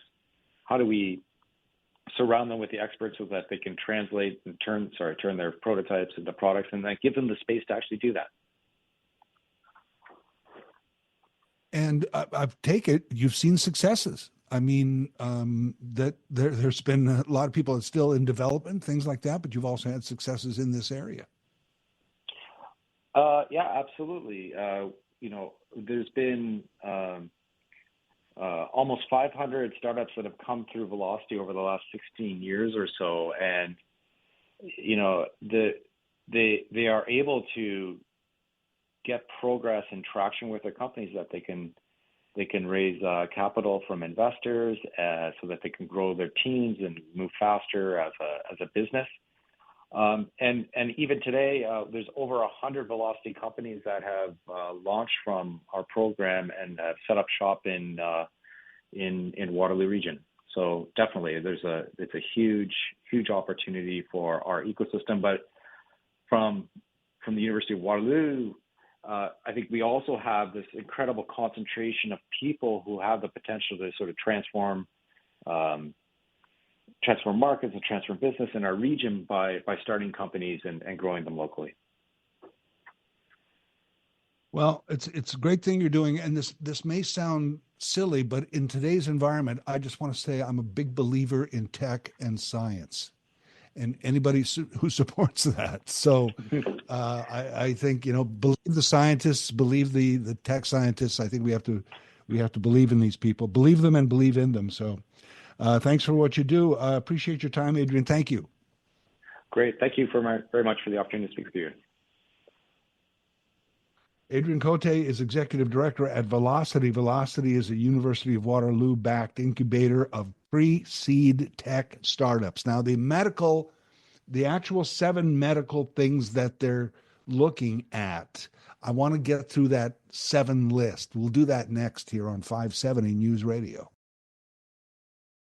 But the same sort of mindset applies to supporting those entrepreneurs in those other industry sectors. It's how do we train them to be really effective business leaders? How do we surround them with the experts so that they can turn their prototypes into products, and then give them the space to actually do that? That's Velocity. That is their Executive Director, Adrian Cote. Velocity, University of Waterloo-backed incubator of pre-seed tech startups. So you're not a tech startup yet, but you could be because you've got a great invention, a great idea. It's more than an idea. Maybe you developed it and everything. So Velocity, University of Waterloo, will help you kind of, as Adrian said, connect you and connect you to business, or in this case of what we're talking about, medical community, so that you get your idea out there. Now, the 7 health innovations that Velocity at University of Waterloo is watching are pretty amazing. They're pretty amazing. I just want to go through it quickly. I'm not a medical expert, but again, I mentioned that November, December, I had to get a bunch of tests done and stuff, and everything's fine. But I went to all these places and was lucky to get it. And I was like, at one point I was even complaining about another thing that I had to go to, another appointment. And I'm like, hold on a second, Larry. Are you complaining about high-tech free healthcare right now? Because shut your mouth and go to your appointment. And I was like, close friend is also going through a lot of medical stuff right now, and I'm just amazed at the tech all the time, and at these clinics and test centers and hospitals, and it's just pretty amazing. So anyway, this new tech. Here's some of the new tech. I mentioned one of them. One of the startups is looking at a contact lens gel that helps medication delivery. So really, in your eye, instead of nasal or spray or a pill or an injection. Wow. Okay. Here's one. It's called a post-operative monitoring platform. So I'm going to assume there that, okay, post-operative. So you can have an operation and be home that afternoon, or a day or days earlier. You're not taking up a hospital bed because they have high-tech monitoring platforms that can monitor you at home, basically, and alert the medical community if there's any kind of issue. There's one called quantum medical imaging. Not sure what that is, but it sounds like medical imaging that is quantum, right? Like amazing medical imaging. Here's one, a saliva test for concussion. Now, I think we can all understand that. Imagine, especially in sports, and we look at professional sports certainly, but any kind of sports where somebody gets knocked on the noggin, and you're not sure whether they should go back in, and what are, the medical testing, and certainly it's at the highest level if you're in the NFL or the NHL. But what about your kids' baseball team or soccer where you're clunk heads? And imagine if you had saliva tests that you could. Wow, I mean, that to me is stunning. There's AI platforms. There's a couple of different AI platforms. I won't get into those because I frankly don't get them. But AI is like, for example, I went to my doctor and I was like, it hurts when I do this. And he's like, well, don't do that. So, sorry. But little tendonitis. And he says, here's my doctor said, here's how tendonitis works, what usually happens, and here's how we usually treat it. So let's go with this, and I'll recommend you to a physio guy. And I'm like, okay, good. So imagine what AI, because they always say this about AI in the legal professions and in the medical professions, is where AI could really come in handy. Because AI, the doctor could go, okay, show me every tendonitis case for a male this age, and it just like it all comes out, and then it crunches the information, and you just have that more medical case and history and everything. So they're working on AI platforms not only for the medical community, but Velocity at Waterloo is also looking at medical AI platforms for pharmacists, so that pharmacists could have access to amazing information. And the last one is 3D printed bones. Wow. Imagine the accuracy of I need a new hip, a new knee, a new something, and it's a 3D, it comes from a 3D printer. So that's some of the high tech they're looking at, and it's all happening at the University of Waterloo. I think it's pretty amazing. Pretty mind blowing, the tech that's available. This is 570 News Radio. Back in a moment.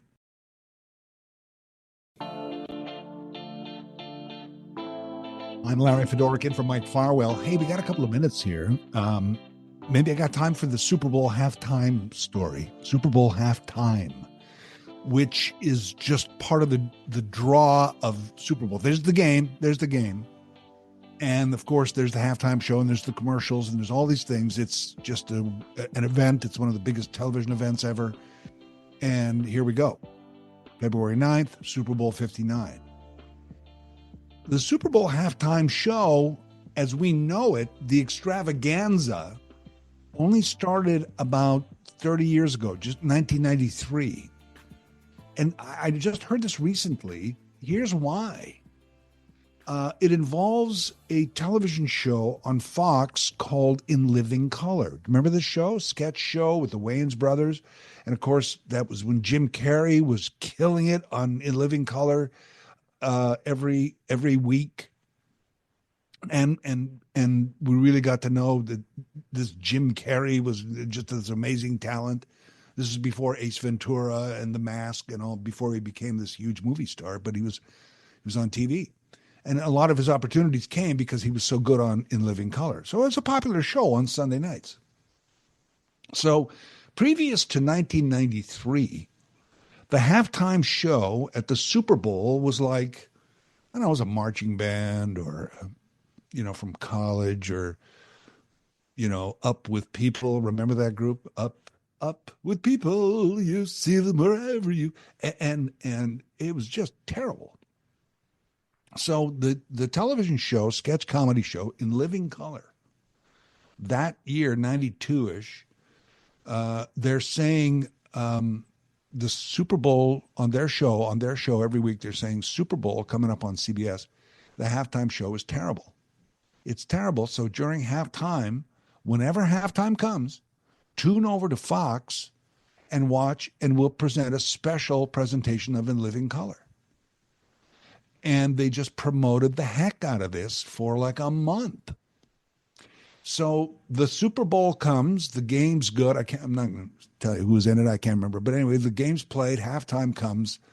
They do their halftime show. The Super Bowl ends. Next day, CBS television network looks at the ratings and go, you know, at halftime, we lost like 4 million viewers. It was like, and they said to CBS, it's like, you got to do something about this because we have a contract with you again next year, and we can't afford to lose all these viewers at halftime.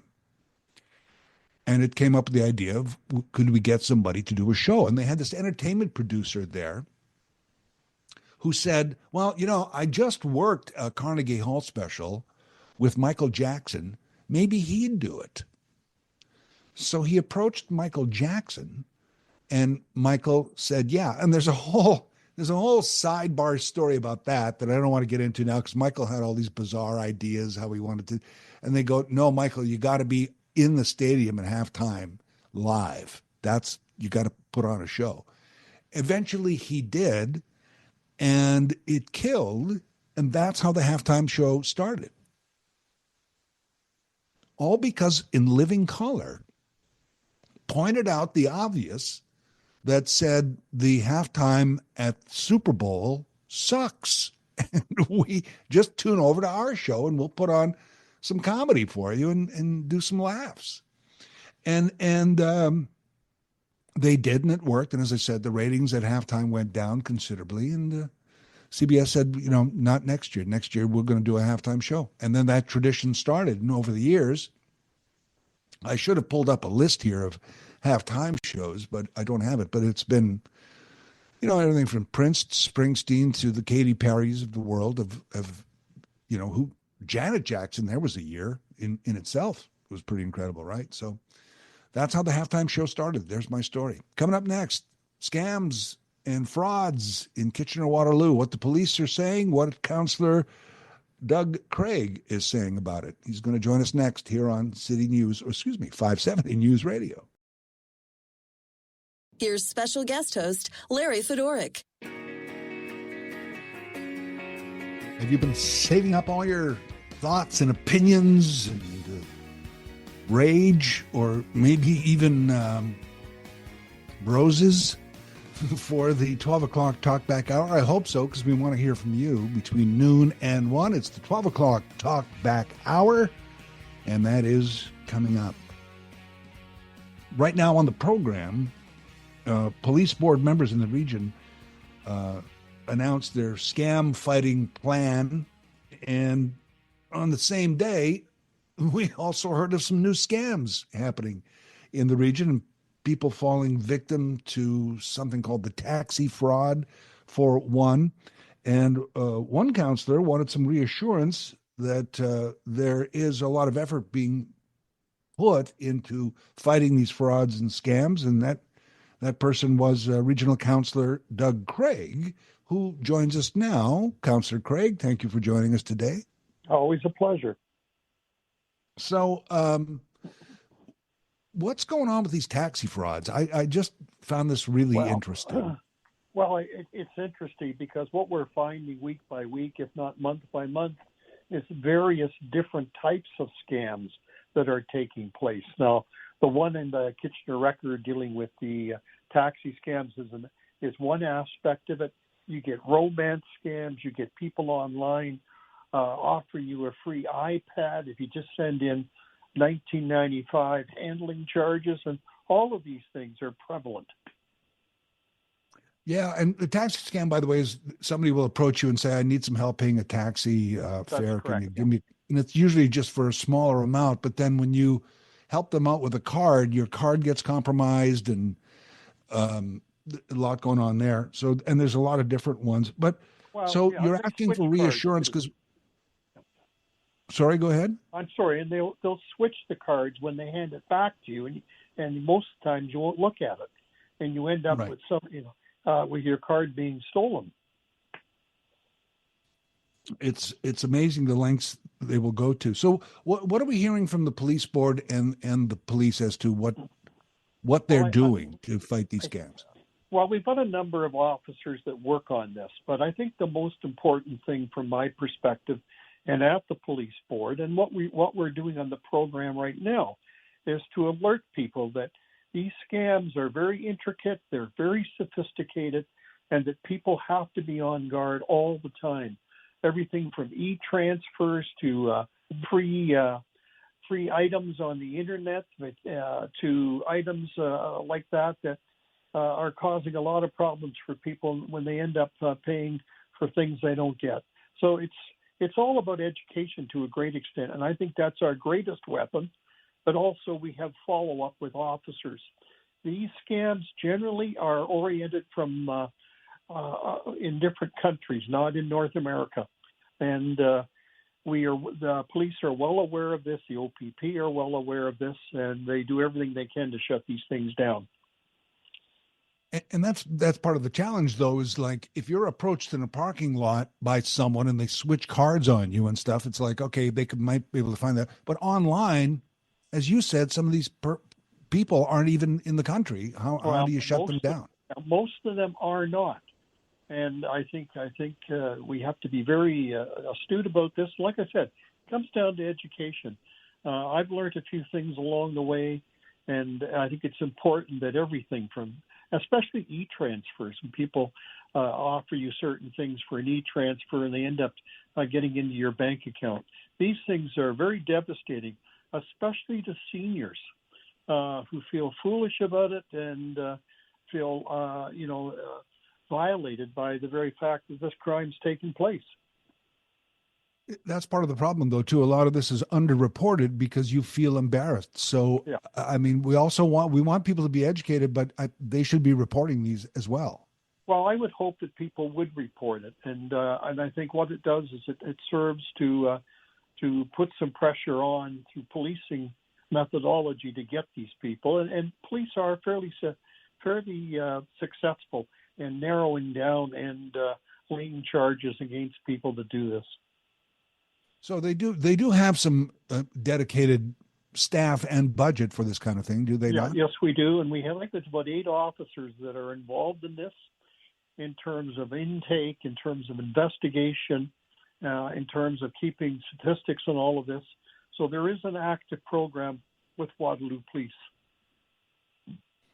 And again, just a general advice, I guess, is just beware. I mean, we don't want to victim blame, it's not the victim's fault, but you also want to tell people it's like, don't fall for stuff. It's, You're quite correct about that. And again, I keep coming back to this and harping on, but it's education. And I think it's really important, and with seniors in particular, that banks don't send you emails reminding that your account has been violated and that you need to switch monies to another.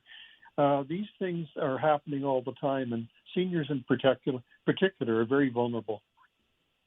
Yeah, it's amazing. I'll get from banks. I'll get a lot of Government of Canada. Your social insurance number has been compromised. I get that fairly regularly. Well, parking violations from the Mounties. I thought, well, that's interesting. Things like that. And I'm averaging 1 or 2 a week that are very obvious, not correct. Federal charges for goods that have come across the border that you owe money on. I mean, we're all familiar with these things. And like I said, the more we talk to each other and the more we educate people, better. That's the best crime fighting we can do. I would agree. Doug Craig, thank you for your time today. All the best. Always a pleasure. Thank you very much. Take care. Doug Craig, regional counselor for Cambridge, just kind of getting the word out there because there was an announcement from the police board members about the scam fighting plan they have and the officers and the resources, money and officers that they're putting towards these scams, fighting these scams, I should say, and the fact that they still happen because they're a little bit new, they're a little bit different. I shouldn't say they're easy to fall for, but I see how people fall for some of them because they get more interesting and innovative. Like, I think I'm pretty scam proof, but I'll occasionally have an email or a phone call, text even, that says, by the way, and I'm like, oh, geez, I wonder. Oh, no. No. There's one that Visa called, and your account has just been used for an online purchase, this, and also to buy dinner in Florence, Italy. Is this you? Right? And it's like, the first time that happened, I was like, oh, geez. But I didn't, like, if yes, press one. If no, press two. I didn't press. I hung up, called the number on the back of my Visa card and said, did you just call me? And are these charges? Are you, and they're like, no, we're not. No, we don't do that. I'm like, okay. All right. So that one sounded real, just when you think you're foolproof, you could be most vulnerable at that point. Let's talk about some of these scams. When we return, more on this topic here on 570 News Radio. I'm averaging one or two a week that are very obvious, not correct. Federal charges for goods that have come across the border that you owe money on. I mean, we're all familiar with these things. And like I said, the more we talk to each other and the more we educate people, that's the best crime fighting we can do.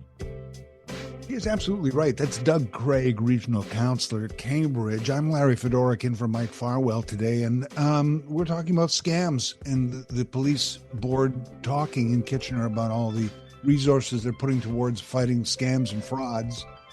But Counselor Craig just saying, I want some reassurance that, yeah, you're doing this, and what are you doing? And Counselor Craig making the point of, education, and we got to be better too. It's not victim blaming, but it's also, some of these are pretty obvious. They've been around, the word's out, you shouldn't fall for this. And yes, then they get clever and innovative. And then, just when you think you're foolproof, you go, oh, gee, I better answer that email, or I better. No. One of my favorite ones is your package cannot be delivered. And there's a link, right, to click. And who doesn't have, at some point, a package out there that they're waiting for from Amazon, from wherever? So it's like, oh, geez, they can't. Well, I wonder what happened there. I better click on this, and then they're in, and you're done. And when they come by phone, I got one by phone the other day that's just killed me. I'll tell you in a second. Let's get to Paul. Paul, go ahead. You're on 570 News Radio. One or two calls a week he gets. Hey, listen, I got a scam phone call coming in right now from Saskatchewan. Oh, okay, nice. Over the last few weeks, I've been getting anywhere from 8 to 14 a day of these scam phone calls. And like I said, I don't know if you can hear the incoming call beeping. It's from Saskatchewan. I get them from Alberta. I get them from New Brunswick, Florida, Portugal, Germany. All these scam phone calls. I got the one the other day that your social insurance number has been compromised. I got several. Your confirm an Amazon purchase of an iPhone. All these things. Now people say don't answer the call if you don't recognize a number. Nice to say, but at my age, I get phone calls from clinics and whatnot, and I'm waiting, for a phone call. I got to answer the phone. Yeah. I may get a call from a doctor's office, and it could be in Hamilton, it could be in Toronto, it could be local. So I can't just ignore the call. I have to pick it up just in case it's a legitimate call. Of course, the ones from, Ottawa and BC that come all the time, Florida, those ones I could just hit ignore. But the other ones, I have no choice. I have to answer, and then I get your credit card has been compromised, or this is Service Canada calling. I love the one about, sometimes I'm old, I'm retired, I have some fun with them. One time I got the one about stuff that I was importing. There was, questionable items in there. So I started screaming at the guy like I knew what it was. I said, every one of those items on there is legal. I checked the restrictions on them. Everything I ordered is below the limits, and I can bring that into and the guy, what? But I agree, Paul. Paul, my phone I is think, on Do Not Disturb until 7:30 in the morning, and that's when the first phone call comes. yeah, you got to answer the calls. I agree with you. Like, I don't think as long as you don't fall for the scam, you're not in trouble answering the phone. You can get in trouble by clicking on a link. Oh yeah, But I realize but that. And listen, I'm a senior citizen, so I'm a target. At my age and whatnot. So sometimes when I want to, I get into the old man boy. I want my credit card. Which credit card? And my record is I kept a guy on the phone for 45 minutes. that's not bad. Congratulations. Yeah, That's cool. I think I do the same. like I say, if I've got they're time, so I will have some convincing. fun with them. Yeah. Okay, listen, Paul, you have a thanks for great the call. day. Thank you, sir. Appreciate it. I actually, Paul's outdone me. I actually had a scammer tell me to F off or F you. I forget which one it was, but that's, I finally said to them, I'm listening to their pitch because I had a few minutes and I'm like, okay, I just want to know what the direction this is going in. And I knew it was a scam right off the top. So I'm listening for a bit and I'm like, hey, does your mother know what you're doing for a living, or is she working on this too? Or because I think she'd be really like, are things that tough for you that you gotta be a criminal to make a living, man? Are you? And I just kept at him about, is your family proud? Are you, do you tell anybody what you do for a living? Do you have to you get money and you lie to them about your job every day and where? I just went that route on him and finally he just like dropped the F-bomb on me and hung up on me. And I was like, yes. And I would go 45. I haven't gone 45 minutes, but now Paul's set a new standard for me. I got to try and beat that one, but I will go on the phone a couple times. I was a couple days ago, got one and it's on my mobile. I still have a landline, which I'm getting rid of, but anyway, I get a lot of calls on the mobile. And the call comes in and the call is like, sorry for the noise, but it's like this. It's like, and I can't hear them. And I'm like, is this anything? I don't think so. And finally, I can hear through it. This is Bell calling. We're asking about the quality of your telephone line. And I'm like, are you kidding me? And the quality, I could barely hear them. And I guess maybe that was the scam and they'll send somebody over to fix my phone right away. But so I said to them, I said, hey, okay, so tell me what you want. And they're like, I beg your pardon?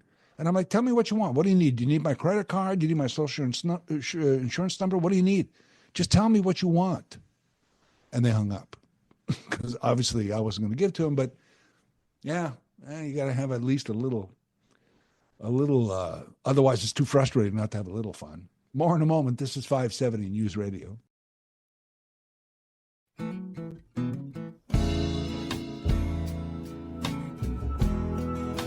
I'm Larry Fedoruk in for Mike Farwell today and this week. Our 12 o'clock Talkback Hour is coming up right after the news at noon. Whatever you want to talk about. You want to talk about some more scams?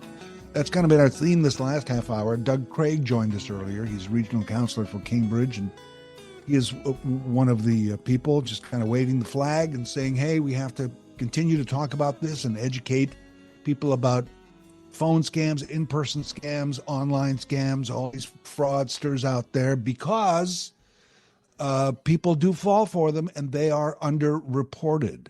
And you feel embarrassed, too stupid. And you think, well, I lost X amount of dollars. I'll never get it back anyway. So I'm not going to report it because that'll just, people make fun of me. Why'd you fall for that for?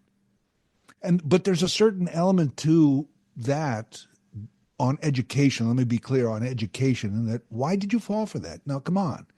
We all have to be smarter. I mean, I got just a few rules, and I'm lucky. I got a brother who's an IT guy, so he was like cutting edge beginning years ago of, that's a scam, that's a scam, that's a scam.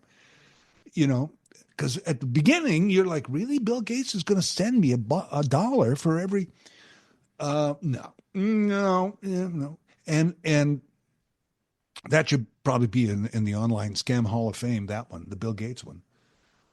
But a lot of them are sort of still versions of the same old trick and the same old deception and the old switcheroo, whatever it is. I basically have a rule that it's like you're not getting any personal information from me, nothing.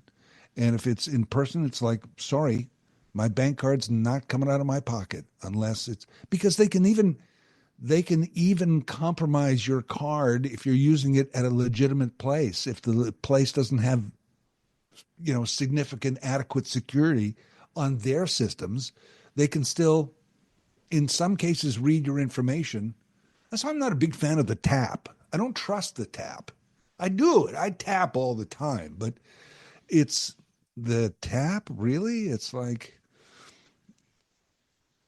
sometimes the tap won't, like my tap, I know there's rules. It depends on your financial institution and your card.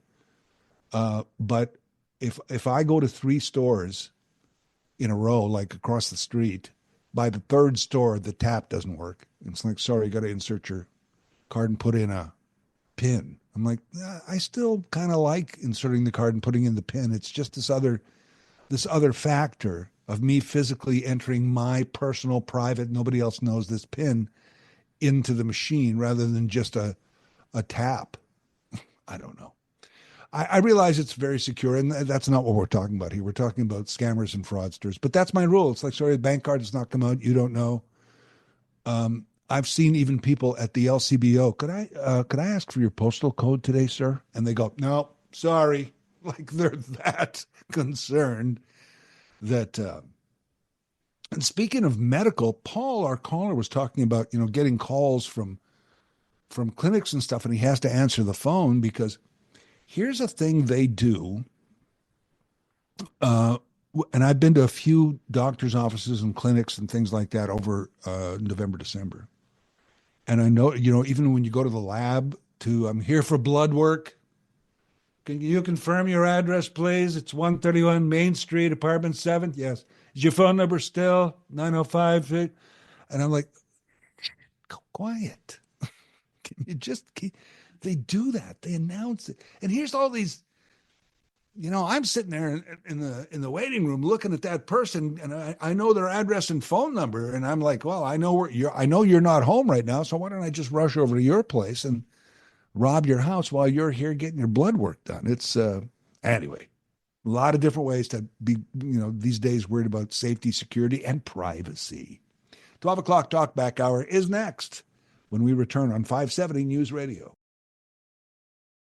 Here's special guest host, Larry Fedoruk. Take out the papers and the trash, or you don't get no spending cash.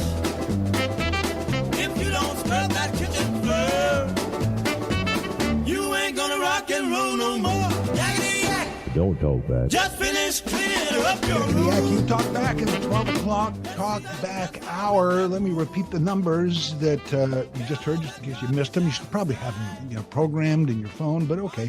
519-570-2545. 1-800-570-5715. Star 570 on your cell. You talk back in the 12 o'clock Talkback Hour. Here's Andre. Andre, go ahead. You're on 570 News Radio. Well, first of all, hi, Larry. Hey. So a couple of things is, for one, you were talking about the Super Bowl, and the last one I remember, because that was my team, was Denver Bronco with John Elway when he retired in 1998. That's the one I remember the most. Wow. Yeah. Yeah. That's a good era. Yes, thank you. And you took the words from me with Michael Jackson. That was awesome. What a star. And I wanted to ask you a question, because of the guy that I don't like, but sometimes we don't have to like somebody to nominate them. But in the United States, with Donald Trump,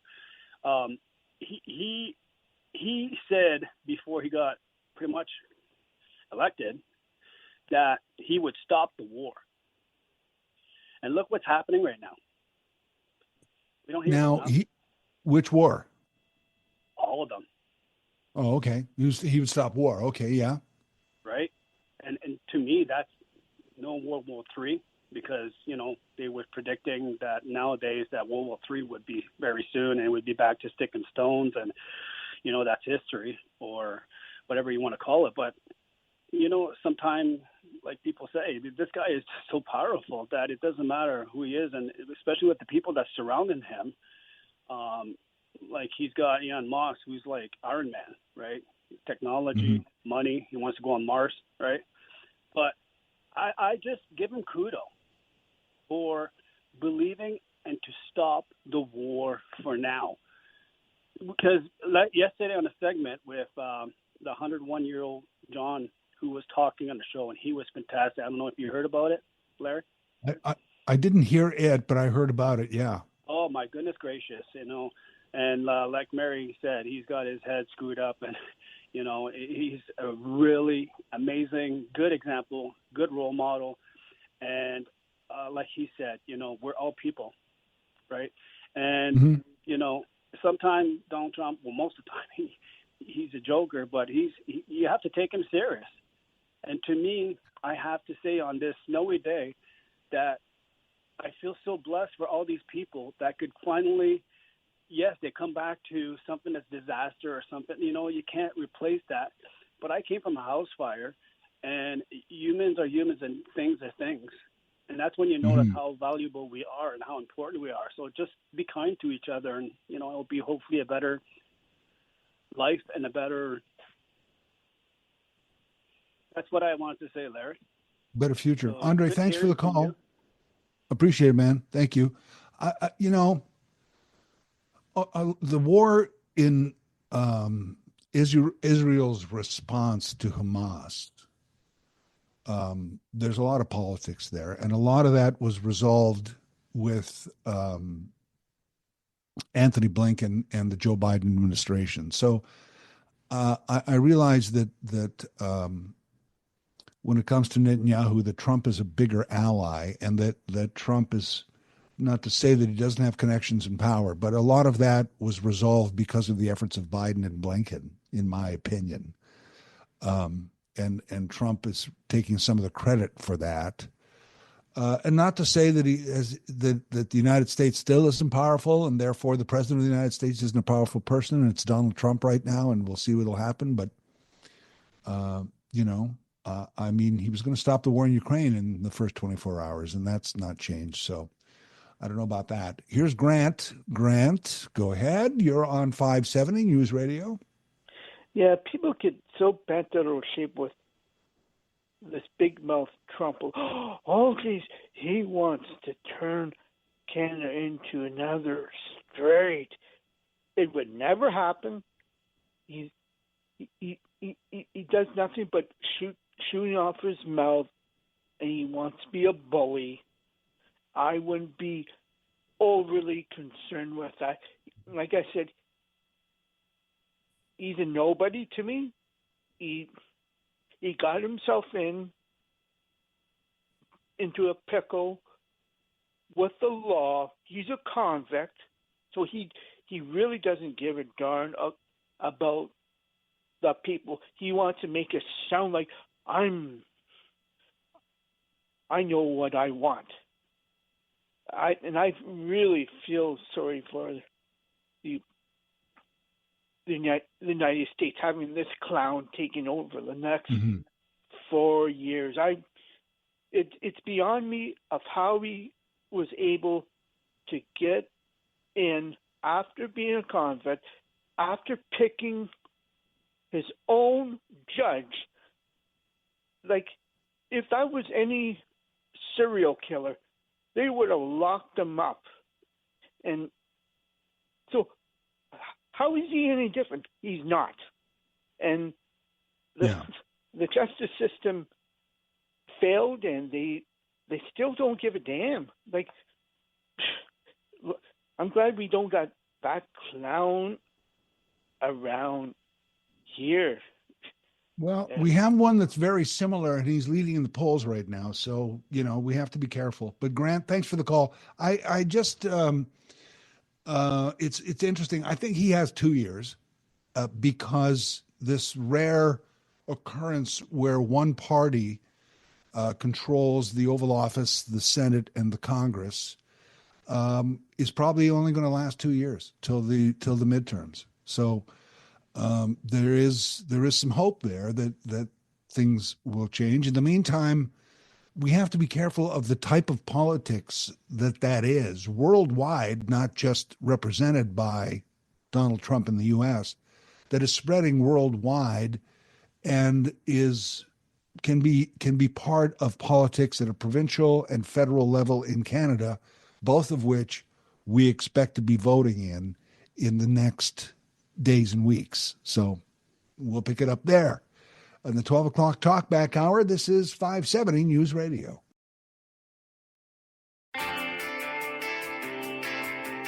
Welcome back to the Talkback Hour. I'm Larry Fedoruk in for Mike Farwell. Let's get to more of your calls. Here's Dallas. Dallas, go ahead. You're on the air. How you doing today, Larry? Not bad. How are you? I'm not too bad. Good, sir. My main thing, I just want to throw in a little anecdote about the scam thing, but 2 quick points. A, I think we got to be wary of Mr. Trump. I'll leave it at that. B, yep. I'm hearing commercials of the provincial kind. Oh, well, you know, Doug Ford has let the school system down and all the rest of it. Well, you know what? Maybe they shouldn't be throwing away $100,000 on a bunch of Italian art. But anyways, the scam thing. So it's kind of funny. It was the 3rd week into the postal strike, and I get a text saying that I have a package sitting at customs coming through Canada Post, and you got to click on the link and all the rest of it. So I promptly responded back to them via text saying, well, obviously you don't listen to the news because the post office been on strike for 3 weeks and I haven't ordered anything from the U.S. lately. I never heard a word back. No. You know? No, so they don't want. What's that? No, I said if you're the wiser, they don't want to deal with the wiser people. No. Well, go figure, eh? But, you know, again, I heard Paul earlier. Yeah, it happens all the time. And it just still kind of boggles my mind a little bit that people get tangled up in it. I can understand it, but, you know, is what it is. Anyways, that's about all I got to say today. Thank you very much. Thank you, Dallas. Hey, you covered a lot of ground there, a lot of stuff. Thank you for the call. Here's Terry. Terry, go ahead. You're on 570 News Radio. Hey, hi, Larry. Back again. Hey, it's an interesting name. All right, I got Dallas. your name right this time. Excellent, yeah. And then the fellow before me, Dallas, that is a great name to have, I tell you. It's a real name. It's a great name, yeah. Hey, the reason I'm calling, I know that when you had the guest earlier, when you're talking about the football, you mentioned Wayne Gretzky. Do you know, many years ago, I never thought in my lifetime that I would live long enough to see that record ever be broken for most goals for a career. But I think Ovi's going to do it. He could have easily done it this year, but I know he missed a handful of games because he broke his leg earlier this season. So he's only like 20 goals behind that record. Because you got to remember, towards the end of Gretzky's career, he the last 6 or 7 years, you don't have to take my word for it, just look it up. He was barely scoring 20 goals a season. He had most of his goal scoring was done, you know, in the mid 80s before, you know, before goalie equipment became so massive that it became next to impossible to score goals. And then you had the neutral zone trap, and then, you know, a lot of players were afraid to go up the ice because they're going to get elbowed in the head and get knocked out. I know they've cleaned that up over the last 10 or so years. But, no, this is a record that I never thought in my wildest dreams I would see be broken. And I don't know if he's going to do it this year, but for sure next year, because he's got one more year left on his contract. I think he's going to do it. So, yeah. And you know what? I know that Gretzky holds the record for most career goals, but the most prolific goal scorer of all time was Mike Bossy. He averaged 57 goals a season. His career was short because he had back issues. He only played 9 years, but and he scored over 50 goals every single season except his last season. I think he only played a handful of games. But But if you average out goals per season, he is by far the greatest goal scorer of all time. But this record, unless I die in the next within the next 12 months, it's quite something, because I never thought I'd live long enough to see it. Anyway, Larry, thanks for hearing me. Well, don't do that. Thank you, Terry. Yeah, don't do that. Here's something to live for. See the record broken. I had no idea until a couple of weeks ago, and somebody mentioned, like, I don't follow the NHL that much anymore. I follow some scores here and there. That's it. And there was a story about Ovechkin, and I'm like, A, Ovechkin's still playing. B, he's that close. Wow. And so I thought that part was pretty cool. Let's go to Bob before the break. Bob, go ahead. You're on 570 News Radio. Hi, Larry. How are you, Hey, sir? Bob. I'm doing okay. How are you? Okay. I got a question for you first. You sound a little bit like a guy that used to work in Hamilton, did you? His name was Larry. No, I never worked in Hamilton. I worked in Toronto and worked in Niagara. Okay. Now I think his name is Larry Silver, I think. Oh, Larry Silver? Oh my gosh. Larry Silver is one of my dearest, oldest friends. And to be compared to the great Larry Silver is my honor, believe me. Oh, okay. I used to like listening to him. But you're good too. Okay, now I wish people would take a good look at Doug Ford. The guy is a clown. He took the money and he's going to call an election that didn't have to be called. And that money could have went to health care for seniors or home care for seniors. And he took the money for rushing the beer and stuff into the corner stores. And that's going to cost us money. And I don't see how he made Ontario any better. And if you take a good look at St. Pierre, who's running for the Federals, he's just a Donald Trump wannabe. Have a good day, Larry. Yeah. Bob, no argument for me on either of those points. Chris, if you want to hang on, please, you're next after the break here on 570 News Radio.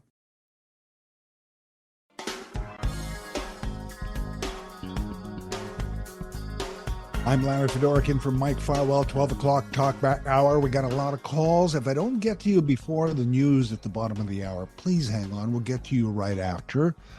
Chris has been holding patiently. Thank you, Chris, for holding. And go ahead. You're on 570 News Radio. Oh, hey there. So I wanted to just kind of talk a bit about a registered letter that I got from the Mafia. Sorry, I mean the 407. Yes. It stems back from in November of last year. I went, renew my license plate. Everything's fine. And they're like, oh, hey, you've got this toll charge. I went, okay, it's fine. So I pay it, whatever. It was about $100, right? Which don't even get me started on that. But however, $100, so I pay it. It's fine. Have the receipt. I get a registered letter in the mail a couple of weeks ago, which is stunning considering it was actually Canada Post that delivered it. However, that's another rant. So I call them and I'm like, hey guys, I paid this, and they're like, oh yeah, well they've, they applied it to the wrong account. And I went, okay, well, but you've paid it. Yeah, but you're going to have to go in and sort that out with them. I go, well, why do I have to go sort that out? I've paid it. And by the way, you've charged me $27 in interest since I paid it till today. Well, that's not on us, sir. You're going to have to work that out when you go back in to see the ministry. Well, back to the ministry, right? No, we did it right. Yeah, you have to call 407 back. Well, call 407 back, press 1 for English, have a conversation in a different language. But the good news is that I've apparently managed to learn another language without ever going to school for it. But we worked it all out, and it turns out that they didn't apply it to the right accounts. So here we are, still owing this money. And the best thing about that letter is, hey, you need to hurry up and pay this or we send it to collections. Like, what the frig? And there's the situation. Okay. So I've got the ministry saying, yeah, kick rocks, it's not our fault. And I've got 407 saying, kick rocks, pay it, or we'll just send it to collections. What a system we have here. Now, should we buy back the 407? I think we should burn it to the ground. That's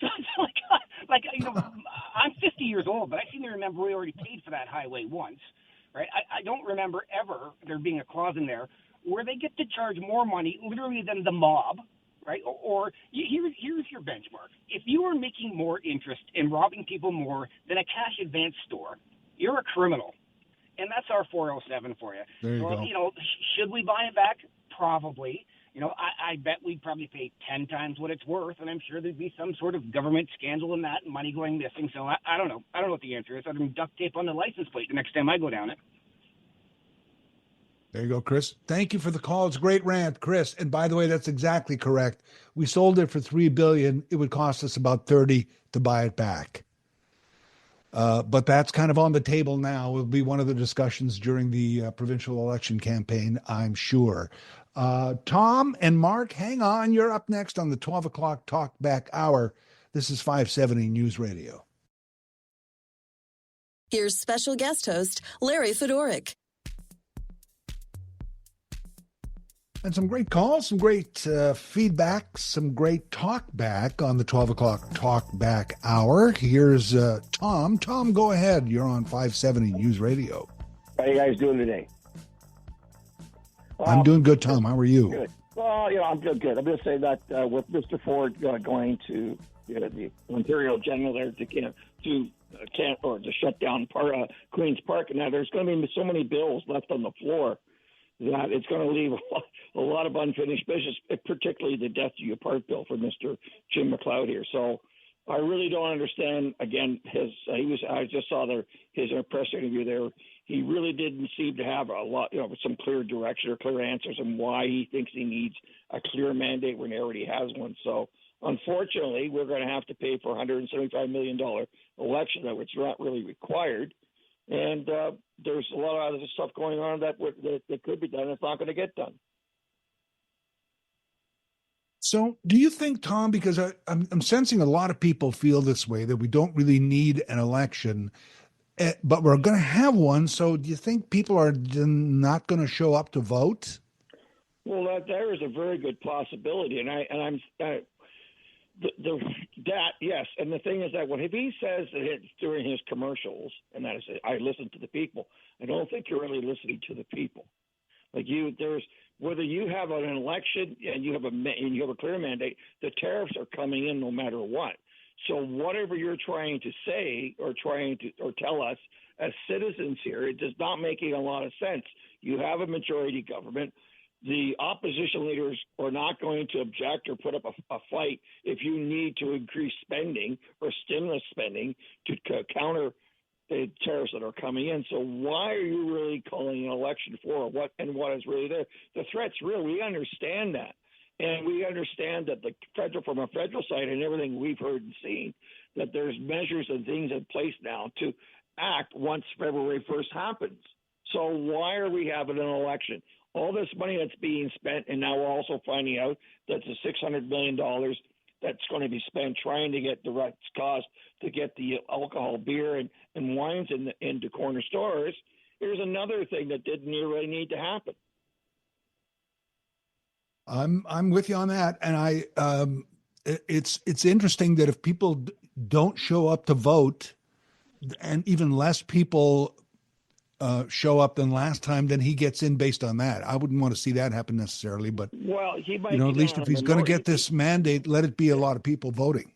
Well, he could come in on a minority side, which again is proof. But if everybody would just call their local MPPs or MPs up and actually, or send an email, voice this and that, they can't. This is where people have to speak up. We're not where he says we're giving the people a chance to speak. No, you're not. You're giving a chance for people to say whether or not they want to vote you back into power or not. It's not really giving us a voice here. You're not really listening. So I agree. I think I would hope it'd be a minority government, not a majority government, if he does get back in. Thanks for taking my call. All right, Tom, thanks for the call. Thanks, man. I by the way, my theory is on Doug Ford that if he gets back in a minority government or he's the opposition leader, that he's gone. He's gone as leader of the party. He's not interested in civil service. He's not interested in serving government or being a part of government. He's interested in power. And if he doesn't have that, he's out. He's out if he doesn't win. Here's Mark. Mark, go ahead. You're on 570 News Radio. Thanks for holding, by the way, Mark. Hi, Larry. No problem. I heard Terry call in, and he's a very smart sports guy, very informative. And I agree with him on Mike Bossy. He was a pure goal scorer. And you know what? Brett Hull wasn't too shabby either. Now, I want to talk about Gretzky and Ovechkin. How many years did it take Gretzky to get all his goals compared to his Ovechkin? How many years? I have no idea. I hope you can answer that. I don't have the answer. I'm asking. Oh, okay. Maybe Terry can call back and inform us. Okay. Is your point that if you just play long enough, you're going to set the record? You don't deserve the record, or I'm not? No, what do you I'm think? not saying he doesn't deserve it. I'm just saying, how many games for each player did it take them? Yeah. What do you think about that? That's an interesting question. All right, Mark, thanks for the call. I'm sure we could easily look that up, but I might do that. But the interesting thing is that the sports now especially is so stat driven, especially since we can crunch stats so much easier and since they mean more to sports. I mean, baseball has always been the king at that, of stats and numbers. So my point is, I'm sure somebody along the way is going to say, per game or per season or whatever, that one player has the advantage. But there's also that big number at the end. Who scored the most goals in an NHL career? And if that's Ovechkin, I'm sure people thought nobody would ever break Gordie Howe's record. And, then along comes this Gretzky, who's like, what is this? This is amazing. And if somebody's wants that bigger number and is, able to play and still score goals, you're not going to have a guy on your team at a high salary and put him on the ice during crucial games just because he'd like to break a record. He has to be a contributor to the team and earn his ice time, no matter who he is or what his contract says or what his name is. So if he's got that ability to still go out on the ice season after season, game after game, and be a contributor and score goals, then and you break a record, a career record of somebody else's career goals, then why not? I think it's fantastic. Whether it took him more years than Gretzky or it almost doesn't matter to me. Somebody will point that out. Some statistician will say Ovechkin did it this many seasons, Gretzky did it this many seasons. That'll always be an asterisk on the record, I guess, right? More of your calls during our 12 o'clock Talkback Hour in a moment. This is 570 News Radio. Larry Fedoruk in for Mike Farwell. Mark, this is for you. Terry called back. So according to Terry, and also my good friend Google, Gretzky 20 seasons, Ovechkin at 20 seasons right now. So if Ovechkin is not going to break the record till maybe next year, shall we say, Gretzky's all-time goal scoring record, then the seasons are pretty much even at 21 and 20. So it's more even than we think, right? Because I think Mark's implication was that Ovechkin played many more seasons than Gretzky did. No, not true. Ovechkin wasn't drafted by the Caps till 2004. So there we go. Glad we solved that. Glad we had a little running theme on that there. That's always interesting to me. Here's Norma. Norma, you're on the 12 o'clock Talkback Hour. Go ahead. Hi. Thank you, Larry. Just a couple of points. I appreciate your opinion, but I disagree with you about your characterization of Ford, that he's only in it for himself. I don't believe that that's true. And he might not be doing everything perfectly the way everybody wants it to be done, but I don't see any really great alternatives to Ford. So that's my one point, and I just lost my second thought. Oh, dear. Oh. Was it something also about Ford or the election? Or It was. Now, what was it? Oh, my gosh. Oh, I'm sorry. Ford, alternatives, the booze, the education, the medical. I'm trying to trip a thought on you here. The education. The station just played a commercial or PSA or whatever it is about the upcoming election and about the schools, and it was sponsored by one of the school unions. I strongly feel that teachers' unions should have no say in how teachers vote personally, and they do, trust me, they do, because I know teachers, and they shouldn't be putting out these messages on the radio, because I also firmly believe that it doesn't matter which company, which policy government would be in power, they would not be happy with whatever. Like, they are never going to be happy. So I just think they should stay out of politics.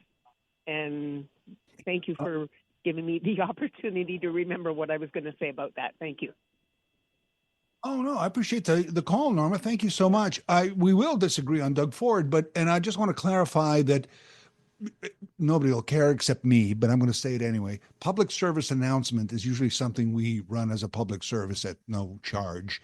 That was a paid advertisement, which we accept, that if a particular group wants to buy some time and say, vote for this person or don't vote for this person, then that's their time. And it's bordering on, really, Norma, on free speech. So as much as I see your point and agree to an extent that why are all the special interest groups, whether they be a union or an association of this, or the nurses or the doctors or the teachers or the truck drivers, why should they as a group be telling me who to vote for? Are they just telling other people in their group, or are they trying to tell me who to vote for as well? Well, in some ways, yeah, but why shouldn't they? It gets interesting because if the Liberal Party is running against the Conservative, against the NDP, against the Greens, and who can raise the most money and who can have the most signs and the most ads on TV and the most ads on radio and the most ads on social, then that will affect who might win, who gets their message out the most and the best. So, and then if somebody else has a lot of money and tells you to not vote for this person, it's kind of a shame that they can. But again, it's kind of bordering on that free speech. Hey, if you're an association or a group or a union and you put some funds together to further your political point as a group, as a union, as whatever, I don't know if there is a limit, but there probably should be a limit on how much special interest groups could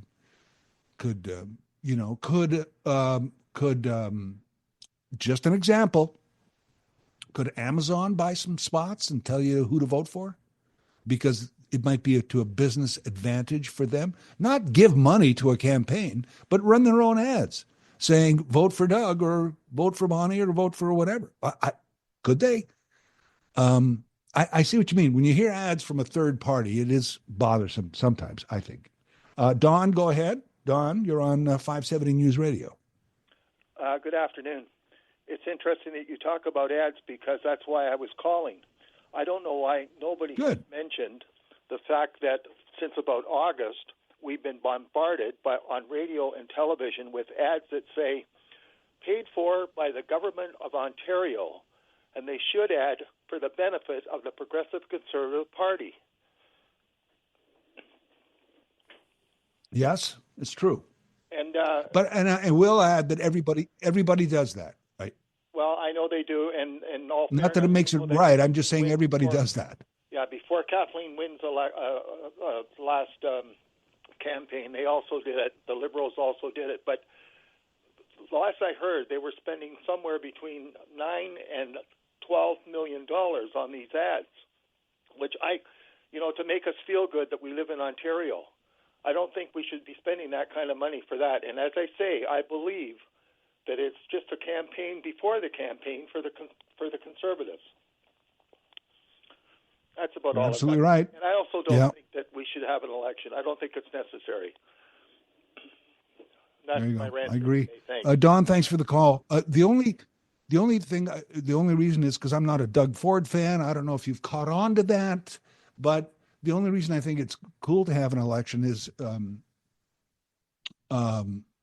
you want a strong mandate. How about we give you a strong boot in the behind?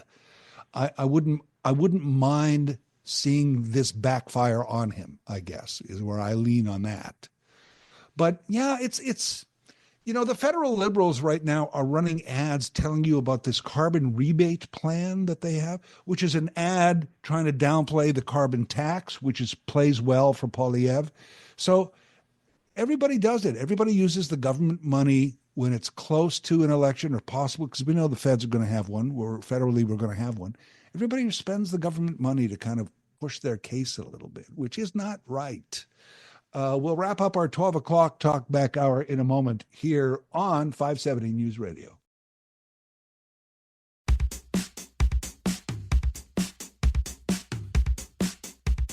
Do it here. More calls on the 12 o'clock Talkback Hour. Here's Afif. Afif, go ahead. Hey, how are you doing? I'm doing good. How are you? Good. Just wanted to say, what's his name? Doug Ford. I don't know if Doug Ford should go for the thing. He wants a stronger mandate, but what if he goes and he loses seats?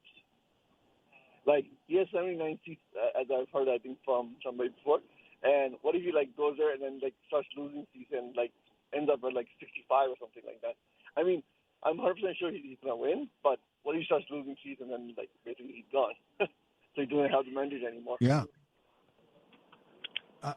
I'm curious about what his pollsters and what the polls are telling him that this is a good move to do this right now, because I'm not sure that it is. Yeah, because polls are telling him that he's going to win, but it's not telling him that he's going to have a higher mandate. So he shouldn't do this. I don't know what he's doing. Yeah, Yeah, I'm not sure either. Afif, having trouble hearing you there, so we're going to move on. Mary, go ahead. Mary, you're on the 12 o'clock Talkback Hour. Hi, Larry. How are you, Larry? Hi, Mary.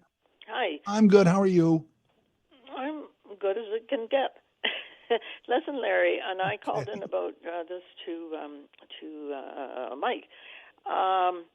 What do you think? Now, I voted for Ford the last two elections, but he's pissed me off. Is that There you okay go. to say? Larry? It's done. It's out there. Well, anyway, but the thing is, I think a lot of people are disgruntled, and he's had a lot of stuff go wrong, and he said so many lies. Larry, what if it comes back to bite him in the bum?